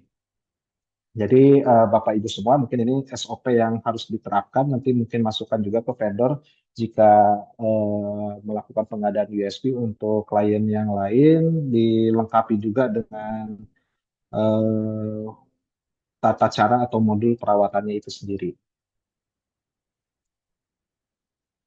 Nah, kemudian tantangan selanjutnya yaitu tantangan yang biasa kita hadapi di lapangan itu adalah kondisi cuaca, angin, gelombang, hujan. Kalau ada tadi sedikit saya sekilas baca pertanyaan, gelombang laut seperti apa? Eh, Gelombang laut 1 meter lebih atau sampai ke 2 meter kita nggak berani untuk menurunkan USB. Jadi gelombang laut yang mungkin lebih dari 1 meter, 1,5 meter kita nggak berani untuk menurunkan USB. Lalu angin pun ya, jika biasanya gelombang ini diiringi dengan angin juga tidak berani, dan hujan itu sebenarnya lebih ke ground control station ya. Lalu yang tantangan yang kedua, karena kita survei di wilayah perairan yang sangat dangkal, kita harus cerdas memilih waktu pasang untuk mendapatkan data yang ideal. Jadi kita selalu survei di waktu saat pasang, sehingga area survei kita bisa lebih banyak. Kemudian yang C itu karang dan batu yang tidak teridentifikasi untuk lokasi yang sangat dangkal. Ini yang saya sampaikan tadi, kita ini posisi USB yang mungkin sedang kita cek ini karena habis nabrak karang di sini dan tidak terjadi apa-apa, untungnya hanya propellernya saja yang rusak. Nah, kemudian tantangan yang selanjutnya orang iseng yang melihat USB itu sendiri. Mungkin nggak seluruh orang Indonesia itu baik ya, walaupun kata orang luar negeri itu orang Indonesia itu orang yang ramah dan baik. Tapi ada aja oknum yang melihat USB ini, wah ini kayaknya nggak ada yang punya nih, nggak ada yang ngikutin di laut. Ya iya, kita pakai USB karena supaya kita nggak ikutin ya, supaya kitanya di darat, alatnya survei sendiri. Dan ada pernah kejadian nelayan iseng pakai kapal kecil melihat USB ini terombang-ambing, ya dilihatnya nggak ada yang punya. Ya udah kita teriakin aja dari apa namanya, dari pantai, dan juga kita ambil take over menggunakan remote manual. USB-nya kita manuver balik ke ini. Ketika nelayannya ketemu kita di darat, Pak tadi kenapa USB-nya mau diambil? Wah saya kira ini nggak jalan, mau kita bantu ya. Padahal kita ada kamera CCTV ya, di situ kita bisa lihat monitoring apa saja yang terjadi di sekitar USB-nya. Ini mungkin bisa jadi tantangan atau kendala yang akan Bapak Ibu hadapi ke depannya. Seperti saya sampaikan di awal tadi, USB ini ketika menggunakan boxnya yang besar itu tidak bisa diangkut oleh 2 orang saja. Harus minimal 4 orang yang mengangkut USB dan boxnya dan membawa perintilannya, GNSS-nya. Kita punya tenda ya untuk survei USB, bawa tenda dan peralatan lainnya. Dan biaya mobilisasi dan kargo itu bukan biaya yang sedikit. Dan ini perlu dihitung apakah ini worth it untuk menjalankan USB di lokasi Bapak Ibu semua. Dan BIG sendiri sudah mengambil posisi dan menghitung mobilisasi ini, sudah kita hitung dan visible untuk dilakukan. Dan memang tadi yang terpenting adalah baterai ya. Tadi ada sedikit pertanyaan ya, kalau baterai digunakan proses ngirimnya seperti apa? Jadi sebenarnya baterai itu salah satu barang berbahaya untuk penerbangan ya. Jadi harus ada izin khusus atau clearance khusus.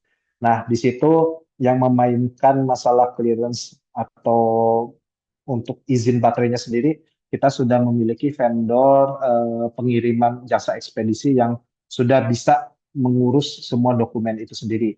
Kalau pada saat pengadaannya sendiri, sertifikasi baterainya sendiri dilengkapi sih sebenarnya. Seperti itu. Tapi dalam kasus ini kita terbang menggunakan pesawat sebenarnya tidak pernah ada masalah sih kami pada saat melakukan pengiriman kargo USB itu sendiri. Oke, itu saja dari saya. Semoga menjadi wawasan baru untuk Bapak Ibu semua yang mengikuti webinar ini. Dan ini pengalaman yang sudah dilaksanakan oleh Direktorat Pemetaran Wilayah Laut dan Pantai di BIG untuk melakukan mapping eh, unsur rupa bumi di wilayah laut dan pantai untuk penggunaan peta dasar atau RBI itu sendiri. Jika ada pertanyaan, masukan, dan saran, saya persilahkan. Terima kasih atas waktunya. Saya kembalikan kembali ke moderator. Terima kasih. Wassalamualaikum warahmatullahi wabarakatuh. Waalaikumsalam warahmatullahi wabarakatuh. Terima kasih banyak Pak Teguh atas pemaparan materi yang sangat lengkap dan sangat menarik ya tentunya. Semoga materi yang disampaikan, terutama tadi ada banyak wawasan-wawasan kecil ya, informasi-informasi baru yang tentunya bisa menjadi referensi dan akan bermanfaat bagi seluruh peserta dalam pekerjaan dan proyek di bidang masing-masing begitu. Dan terima kasih juga kepada Pak Teguh atas evaluasi dan kritik dan sarannya untuk produk dari Hydronoc, terutama yang CHC-NAV, terutama yang USV. Sangat membantu kami tentunya untuk dapat aware, mengembangkan dan meningkatkan kembali layanan terutama untuk USV CHC-NAV sendiri.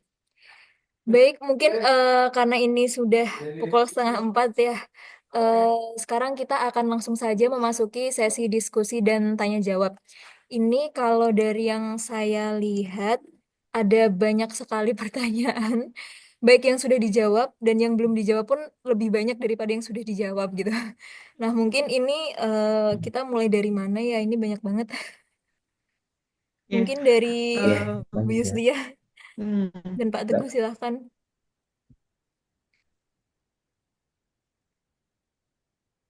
Siapa dulu, Mbak? Mungkin kita bisa mulai Saya dari masih yang capek ngomong, Mbak Yus aja dulu. iya Aku baiklah. aku jawab dulu ya. Ini sudah ada 35 pertanyaan yang dari tadi aku jawab, aku ketik, aku jawab gitu ya. Sekarang Ya. sudah ada sekitar 40-an, mungkin satu-satu aku coba jawab ya. Di sini ada dari PT Parametrik Solusi Integrasi. Halo PT Parametrik. Oke, izin bertanya. Dikarenakan adanya baterai yang kapasitas lumayan besar, bagaimana untuk pengiriman udara? Tadi sudah dibahas sebetulnya. Apakah bisa diintegrasikan dengan GNSS eksternal seperti Trimble? Oke. Ini juga menarik. Oke, yang pertama pengiriman udara biasanya kita akan lengkapi dengan sertifikat ya dari MCDS-nya supaya baterainya bisa terbang atau bisa dengan menggunakan kargo pesawat seperti itu, Pak. Kemudian yang kedua, apakah bisa diintegrasikan dengan GNSS eksternal? Bisa, asalkan pada saat proses purchasing-nya sudah menginformasikan di depan ya, Pak ya.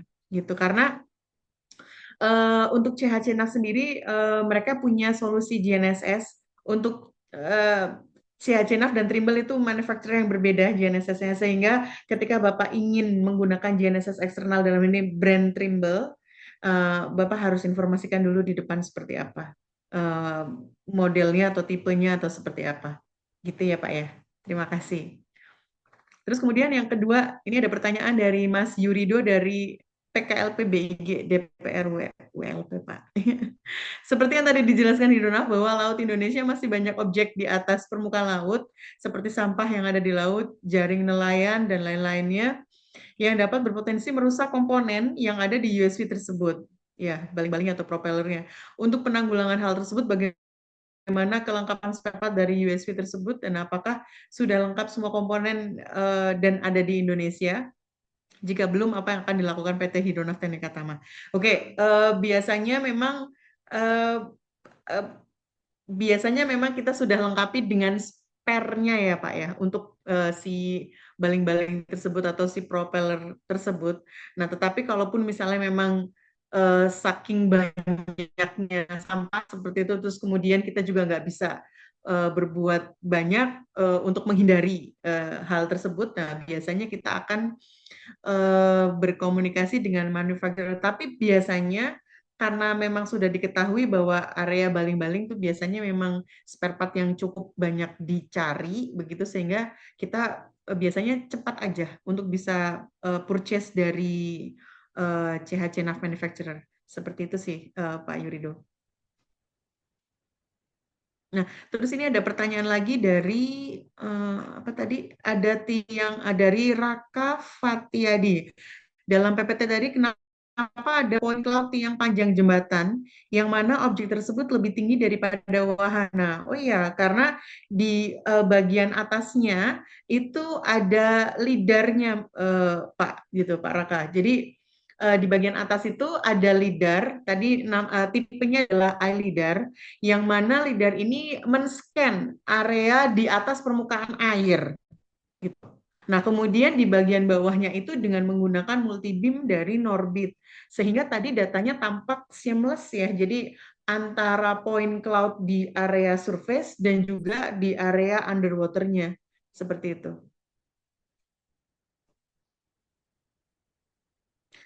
Oke.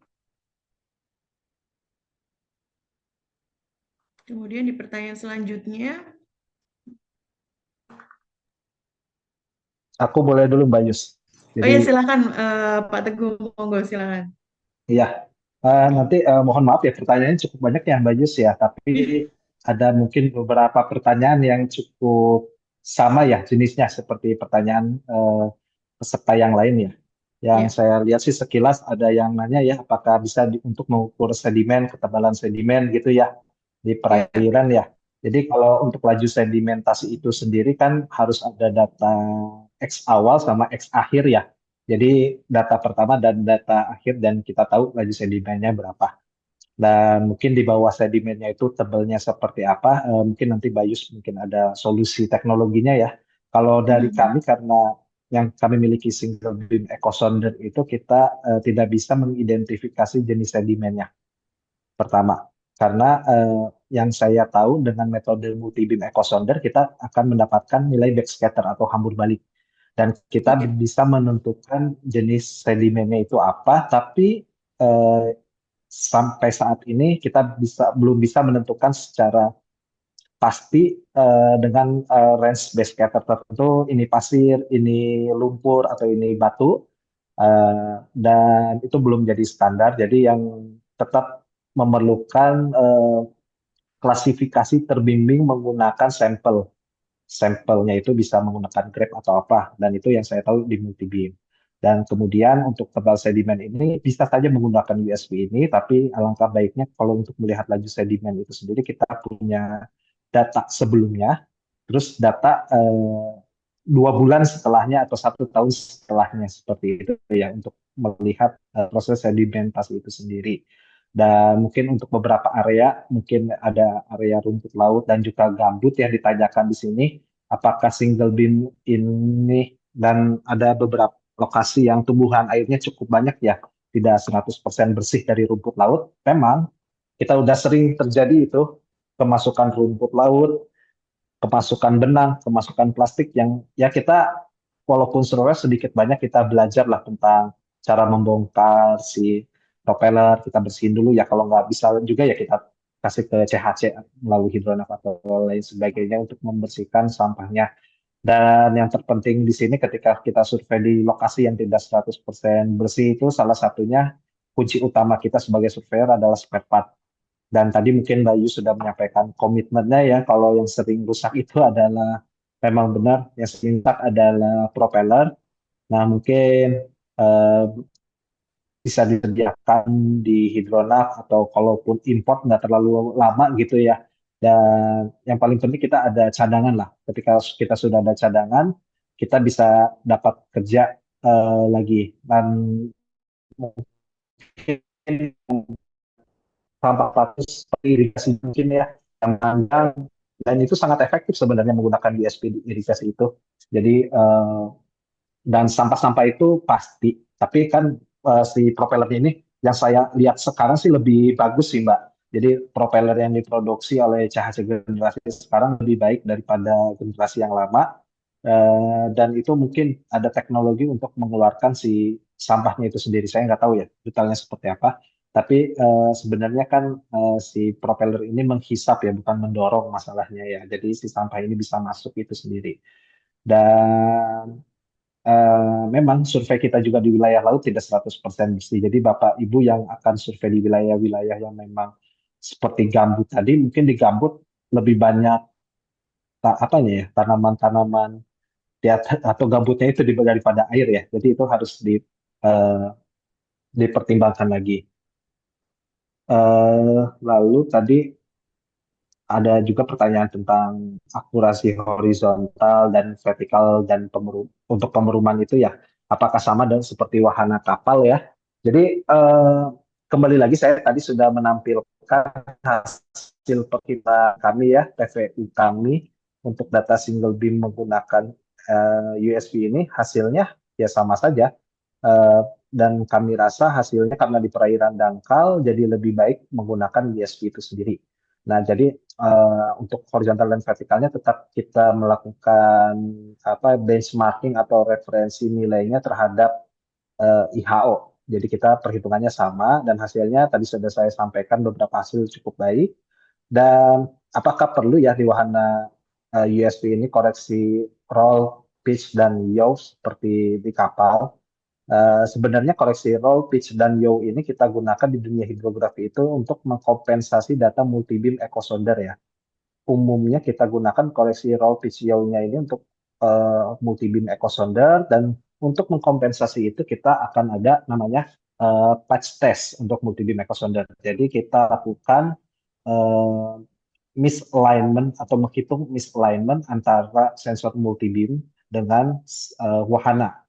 Jadi misalignment-nya kita tentukan. Jadi setiap si multibeam-nya itu menghitung jarak. Jadi kan kalau multibeam atau akustik itu adalah menghitung jarak atau menghitung kedalaman, bukan mengukur. Kalau yang diukur itu oleh multibeam dan juga single beam itu adalah waktu tempuh si gelombang akustik sampai ke objek terdeteksi.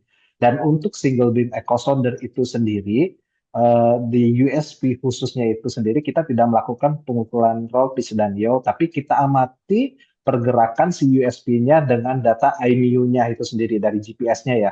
Jadi data pergerakan si USB-nya ini, data IMU-nya ini berfungsi untuk menghitung trajektori itu sendiri. Sama seperti UAV jadinya. Jadi kita tidak perlu patch test juga di single beam ini sendiri, tapi kami pernah punya pengalaman untuk ketika kita install Norbit di multibeam ini sendiri, yaitu lain cerita, kita harus melakukan koreksi angka 8 atau Gami test itu sendiri setiap sebelum survei. Sebelum survei. Nah, kemudian hampir mirip-mirip sih kalau dari saya gambut, terus share dimensi alat, ada yang nanya dimensi alatnya berapa, mungkin Bayus ya. Kalau masalah dimensinya, sekarang nggak tahu dimensinya berapa ya. Kalau yang apa Cis? Iya, untuk yang dimensinya untuk Apache 3 Pro itu 1 meter kali 0,5 meter kali 0,3 meter. Untuk Apache 4 itu 1,2 meter. Kemudian untuk yang Apache 6 itu 1,8 meter. Siap. Ada tadi di bahan paparannya.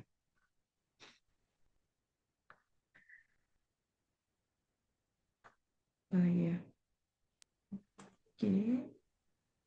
Terus tadi udah ya, kalau untuk bawa alat USB ini, untuk baterainya itu kan tadi kita sampaikan ya sekitar 1 sampai 1,5 jam ya.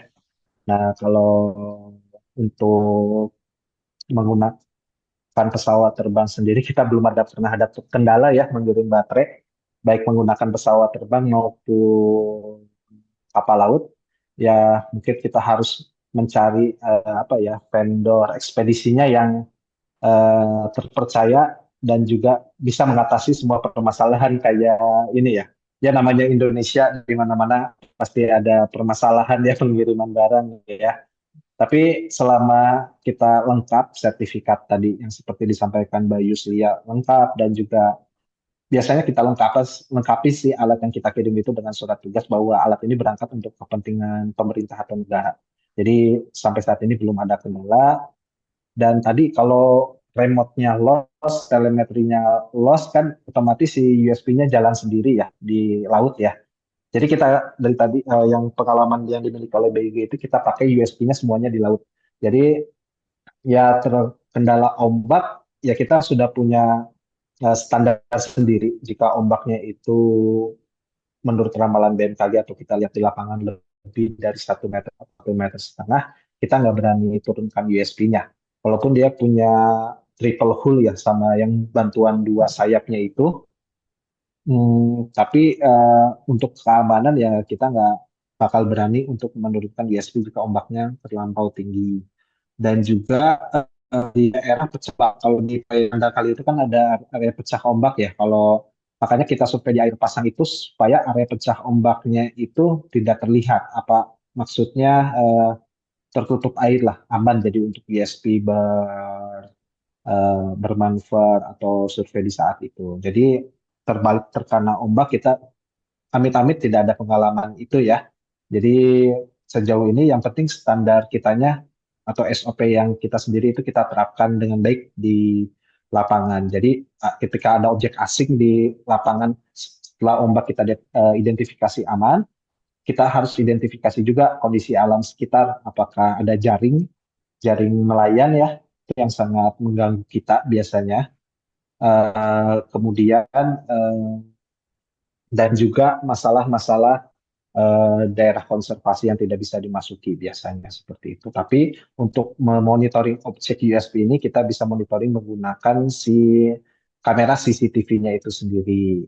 Terus ada pertanyaan juga apakah di BIG pernah ada masalah baterai yang terjadi di BIG dari BBSPGL dari Bandung ya ini ya dari Kementerian SDM.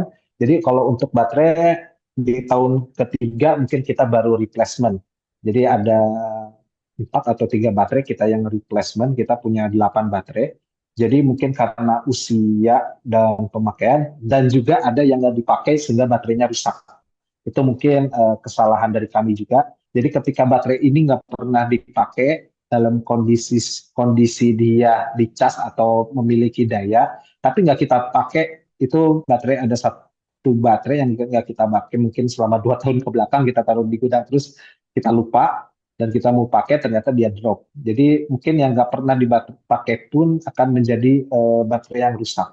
Jadi kalau baterai rusak penggunaan itu kan wajar ya, maksudnya jebol atau overheat atau apa. Di tahun ketiga ini kita baru replacement baterai itu sendiri. Dan kalau baterai yang minta diskon ke Mbak Yusli aja mungkin banyak ya diskonnya ya Mbak ya. Kalau ngambil banyak ya. Dan tadi ada beberapa sih baterai, terus integrasi sistem ATC dengan koreksi FTK. Jadi sebenarnya yang seperti saya sampaikan tadi, USB ini sudah menghasilkan kedalaman dalam referensi ellipsoid. Jadi type-nya itu kita berikan pada saat post processing. Kita berikan model pasang surut yang dimiliki BIG. Jadi Bapak dan Ibu semua yang di luar Badan Informasi Geospasial mungkin jika ingin meminta model pasutnya itu dari sistem SRG itu kita bisa bersurat saja dan itu bentuknya grid model ataupun bisa point kita lakukan koreksi di sistem SRGI seperti itu. Jadi kita lakukan koreksi pasut itu post processing setelah survei dari ellipsoid. Jadi persis seperti kita koreksi dari ellipsoid ke geoid menggunakan undulasi itu sendiri. Nah, untuk pengambilan datanya kan tadi kita pakai 2 software ya, Mbak Yuslia. Jadi kita pakai Hydro Survey dan juga Autoplanner. Sebenarnya Autoplanner itu tidak merekam data akuisisi kita. Yang merekam data akuisisi kita itu adalah Hydro Survey. baik itu raw data posisi dan raw data kedalaman dan raw data IMU.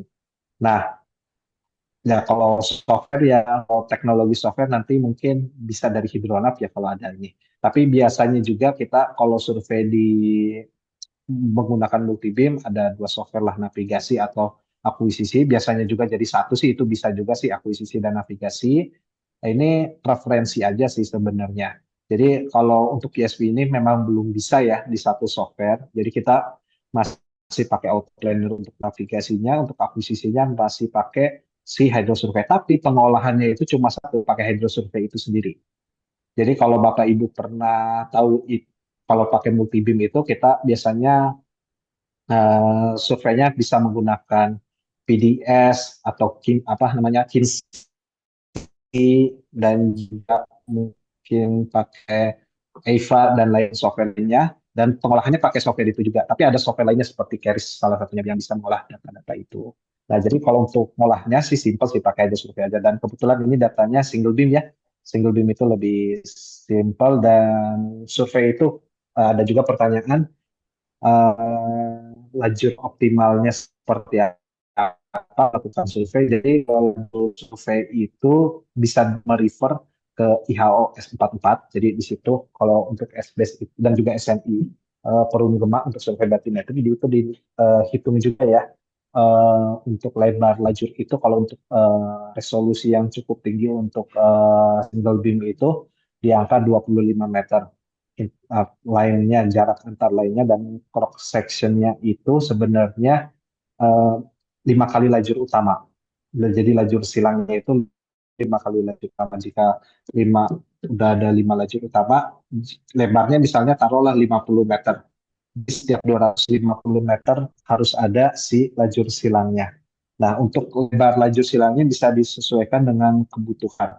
Kalau kita kalau yang saya pernah baca di IHAO itu yang paling teliti kalau untuk single beam sih spacingnya 25 meter, dan selanjutnya mengikuti 3 kali kedalaman juga sih untuk single beam echo sounder-nya itu sendiri. Nah, kalau penyimpanan data dari Pak Robin dari BPS 3GL juga, tipe datanya sih ini sangat ringan. Jadi nggak perlu storage yang cukup besar ya, kecuali multibeam ya. Kalau multibeam mungkin harus ada SSD atau hard disk terpisah. Sebenarnya ini di laptop itu sendiri, dan sebenarnya USB kita datanya belum penuh sih sampai sekarang, karena datanya itu kan cuma apa ya, ASCII, dan raw datanya juga sebenarnya formatnya text binary gitu, jadi nggak terlalu berat. Jadi untuk data single beam ini tidak terlalu berat. Jadi untuk storage kita hanya punya flash disk ini cukup sih. Tapi berbeda halnya kalau kita sensornya yang kita install di CH apa C6 ini multibeam, dia akan pasti lebih banyak.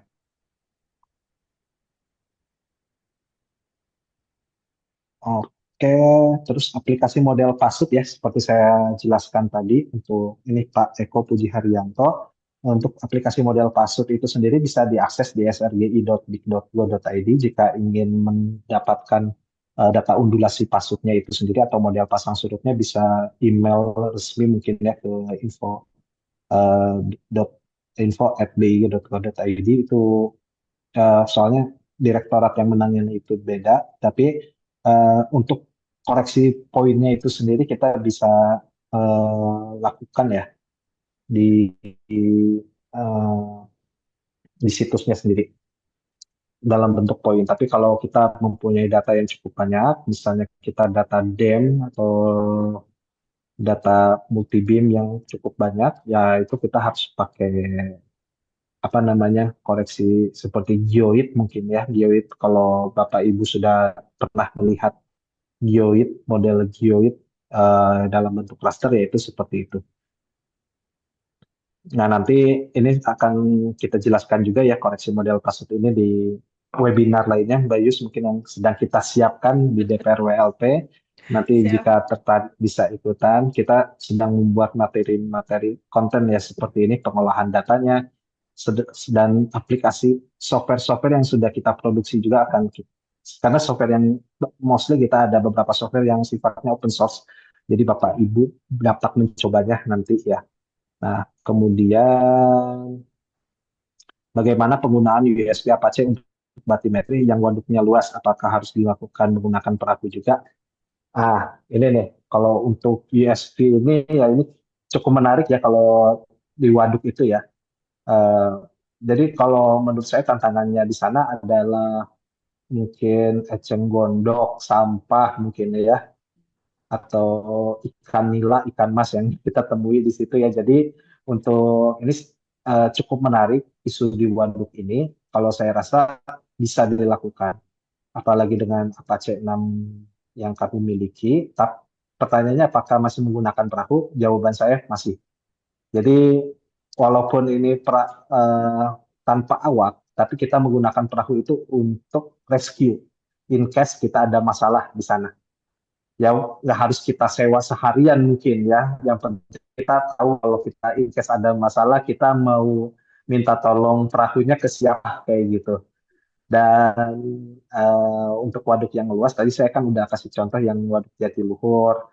Nah mungkin saran saya masih perlu perahu tapi kan operasionalnya bakal lebih sedikit ya karena dia tidak ikut terus ya. Jadi dia hanya saja juga bakal jauh lebih irit. Ini psikologi atau apa ya namanya perasaan yang kita miliki kalau kita punya alat mahal kayak gini kita lepas begitu aja kalau kita pakai multi beam atau single beam di kapal kita santai lah maksudnya ada di kapal kan kita ikut nah ini barang kita lepas sama mungkin bawa bapak ibu punya uaf ya.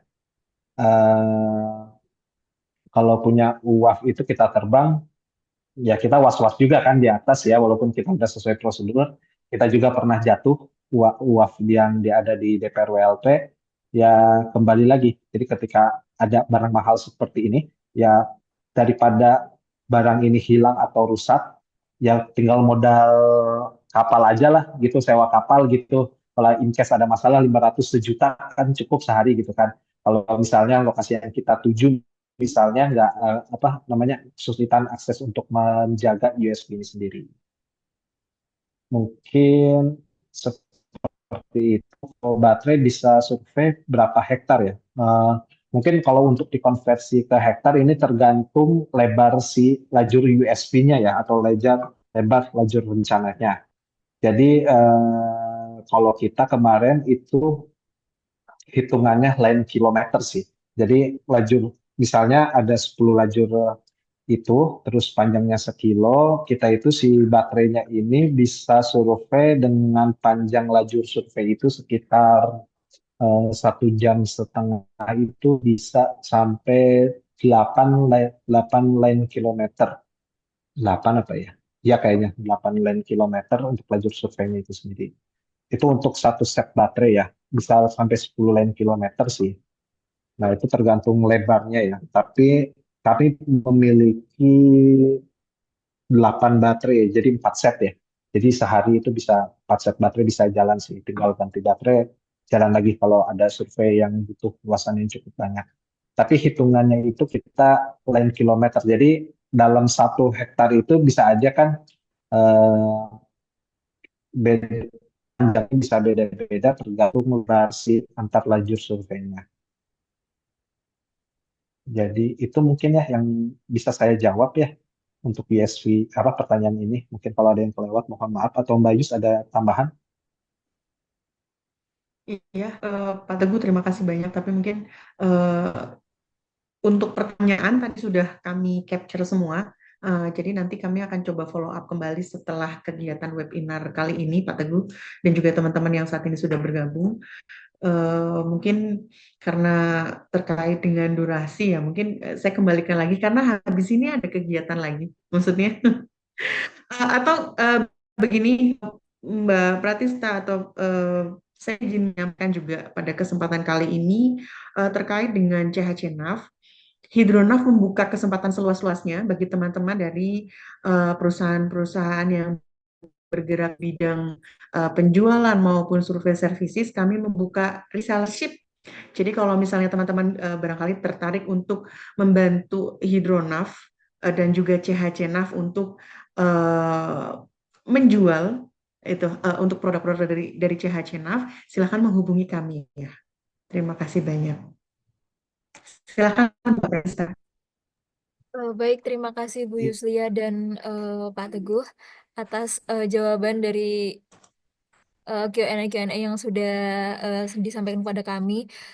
Ini sebetulnya masih ada banyak sekali pertanyaan yang belum bisa dijawab secara langsung di webinar kali ini karena ada lebih dari 80 pertanyaan dan untuk durasi juga ini sudah mau jam 4 jadi kita tidak bisa berlama-lama. Tapi tenang saja karena seperti yang sudah dibilang Bu Yuslia, pertanyaannya sudah kami capture dan akan berusaha kami jawab by personal chat mungkin ya Bu Yus ya. Nah, jika ada masih pertanyaan lagi yang belum sempat disampaikan di Q&A di webinar kali ini, nanti bisa langsung menghubungi ke email Hidronaf di sales@hidronaf.co.id atau bisa ke DM Instagram Hidronaf di hidronaf_Indonesia atau langsung ke WhatsApp admin Hidronaf yang ada di website resmi Hidronaf. Nah, nanti di situ ada link ke WhatsApp resmi Hidronaf. Nanti akan kami hubungkan ke tim terkait sesuai dengan kebutuhan Bapak Ibu sekalian. Nah, baik, mungkin sebelum kita mengakhiri webinar pada sore hari ini, seperti yang sudah saya bilang pada pembukaan tadi, Hidron sudah menyiapkan sesi spesial yaitu undian berhadiah dengan untuk sebagai salah satu apresiasi lah dari Hidronaf untuk para peserta yang sudah aktif mengikuti acara pada hari ini. Nah, dalam undian kali ini kita akan memilih 3 orang pemenang yang nantinya akan kita kirimkan door prize ke alamat yang akan kami follow up melalui email yang sudah ada di absensi. Jadi nanti 3 pemenang ini akan dipilih secara acak oleh sistem. Baik, mungkin saya izin untuk share screen terlebih dahulu. Nah, ini ada kurang lebih 183 yang sudah melakukan absensi. Jadi mungkin dari 183 ini hanya ada 3 orang yang nantinya akan mendapatkan door prize menarik dari Hidronav Teknika Tama. Mungkin langsung saja, saya langsung akan spin.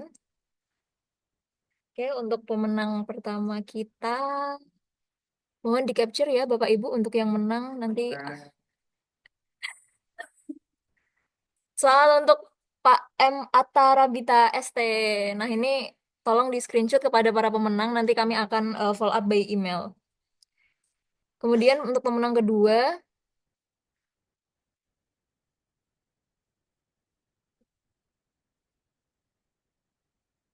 selamat, selamat kepada Pak Muhammad Hafid Rifki Maulana. Nah, tolong juga ya Pak Hafid, tolong di capture juga, nanti kami akan memfollow by email. Oke, untuk pemenang terakhir,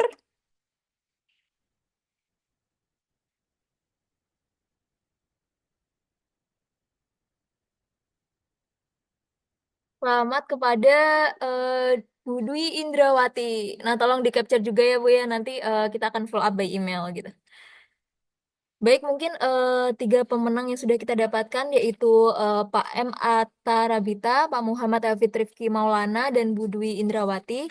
Mohon nanti untuk langsung menghubungi ke nomor admin dari Hidronav yang ada di website, atau nanti kami akan follow up by email atau WA langsung. Jadi tolong mohon di screenshot untuk buktinya ya. Baik, mungkin bagi yang belum beruntung kali ini, jangan khawatir karena masih ada banyak lagi kesempatan di event Hidronaf berikutnya, baik itu webinar-webinar maupun event lainnya, seperti Hidronaf juga akan membuka workshop dan event-event besar lainnya, jadi stay tune di media sosial Hidronaf karena semua info akan kami berikan di sana. Baik. Mungkin tak terasa kita sudah sampai di penghujung acara. Terima kasih kepada narasumber Ibu Yuslia dan Pak Teguh atas pemaparan yang sangat informatif dan juga terima kasih kepada seluruh peserta yang telah berpartisipasi dengan antusias dalam diskusi hari ini. Kami berharap bahwa webinar ini memberikan wawasan baru tentang bagaimana USV dari CHCNAV ini dapat menjadi solusi transformasi teknologi dalam survei hidrografi. Jika masih ada pertanyaan lebih lanjut, jangan ragu untuk menghubungi tim Hidronav melalui website atau media sosial kami. Bagi peserta yang telah mendaftar, kami akan mengirimkan materi dan sertifikat serta recording dan file PPT by email yang sudah dicantumkan di absensi. Jadi, dan jangan lupa untuk follow akun sosial media Hidronav juga di Instagram hidronav_Indonesia dan link-in-nya di PT Hidronav Teknika Tama agar tidak ketinggalan informasi tentang webinar dan event menarik lainnya. Sekian, terima kasih sekali lagi atas kehadiran dan partisipasinya. Sampai jumpa di event Hidronav berikutnya. Saya Pratista mewakili seluruh tim, pamit undur diri. Sampai jumpa dan tetap sehat dan sukses selalu. Assalamualaikum warahmatullahi wabarakatuh. Waalaikumsalam Ya, warahmatullahi terima wabarakatuh. kasih Mbak. Terima Terima kasih kasih. Mbak Yus, Hidronaf. Terima Terima kasih. kasih, Selamat Bu sore Zia dan Pak teman-teman. Teguh. Selamat sore. Selamat sore semuanya. Sukses ya. Ya, terima kasih Hidronaf. Terima kasih. Assalamualaikum. Waalaikumsalam warahmatullahi wabarakatuh. Sampai ketemu di webinar Iya, selanjutnya. Terima ini kasih. listrik mau mati soalnya Mbak kantor. Oke, Efisiensi. iya efisiensi nih harus pulang nih mau mati listriknya. Makasih semuanya. Terima Iya. kasih.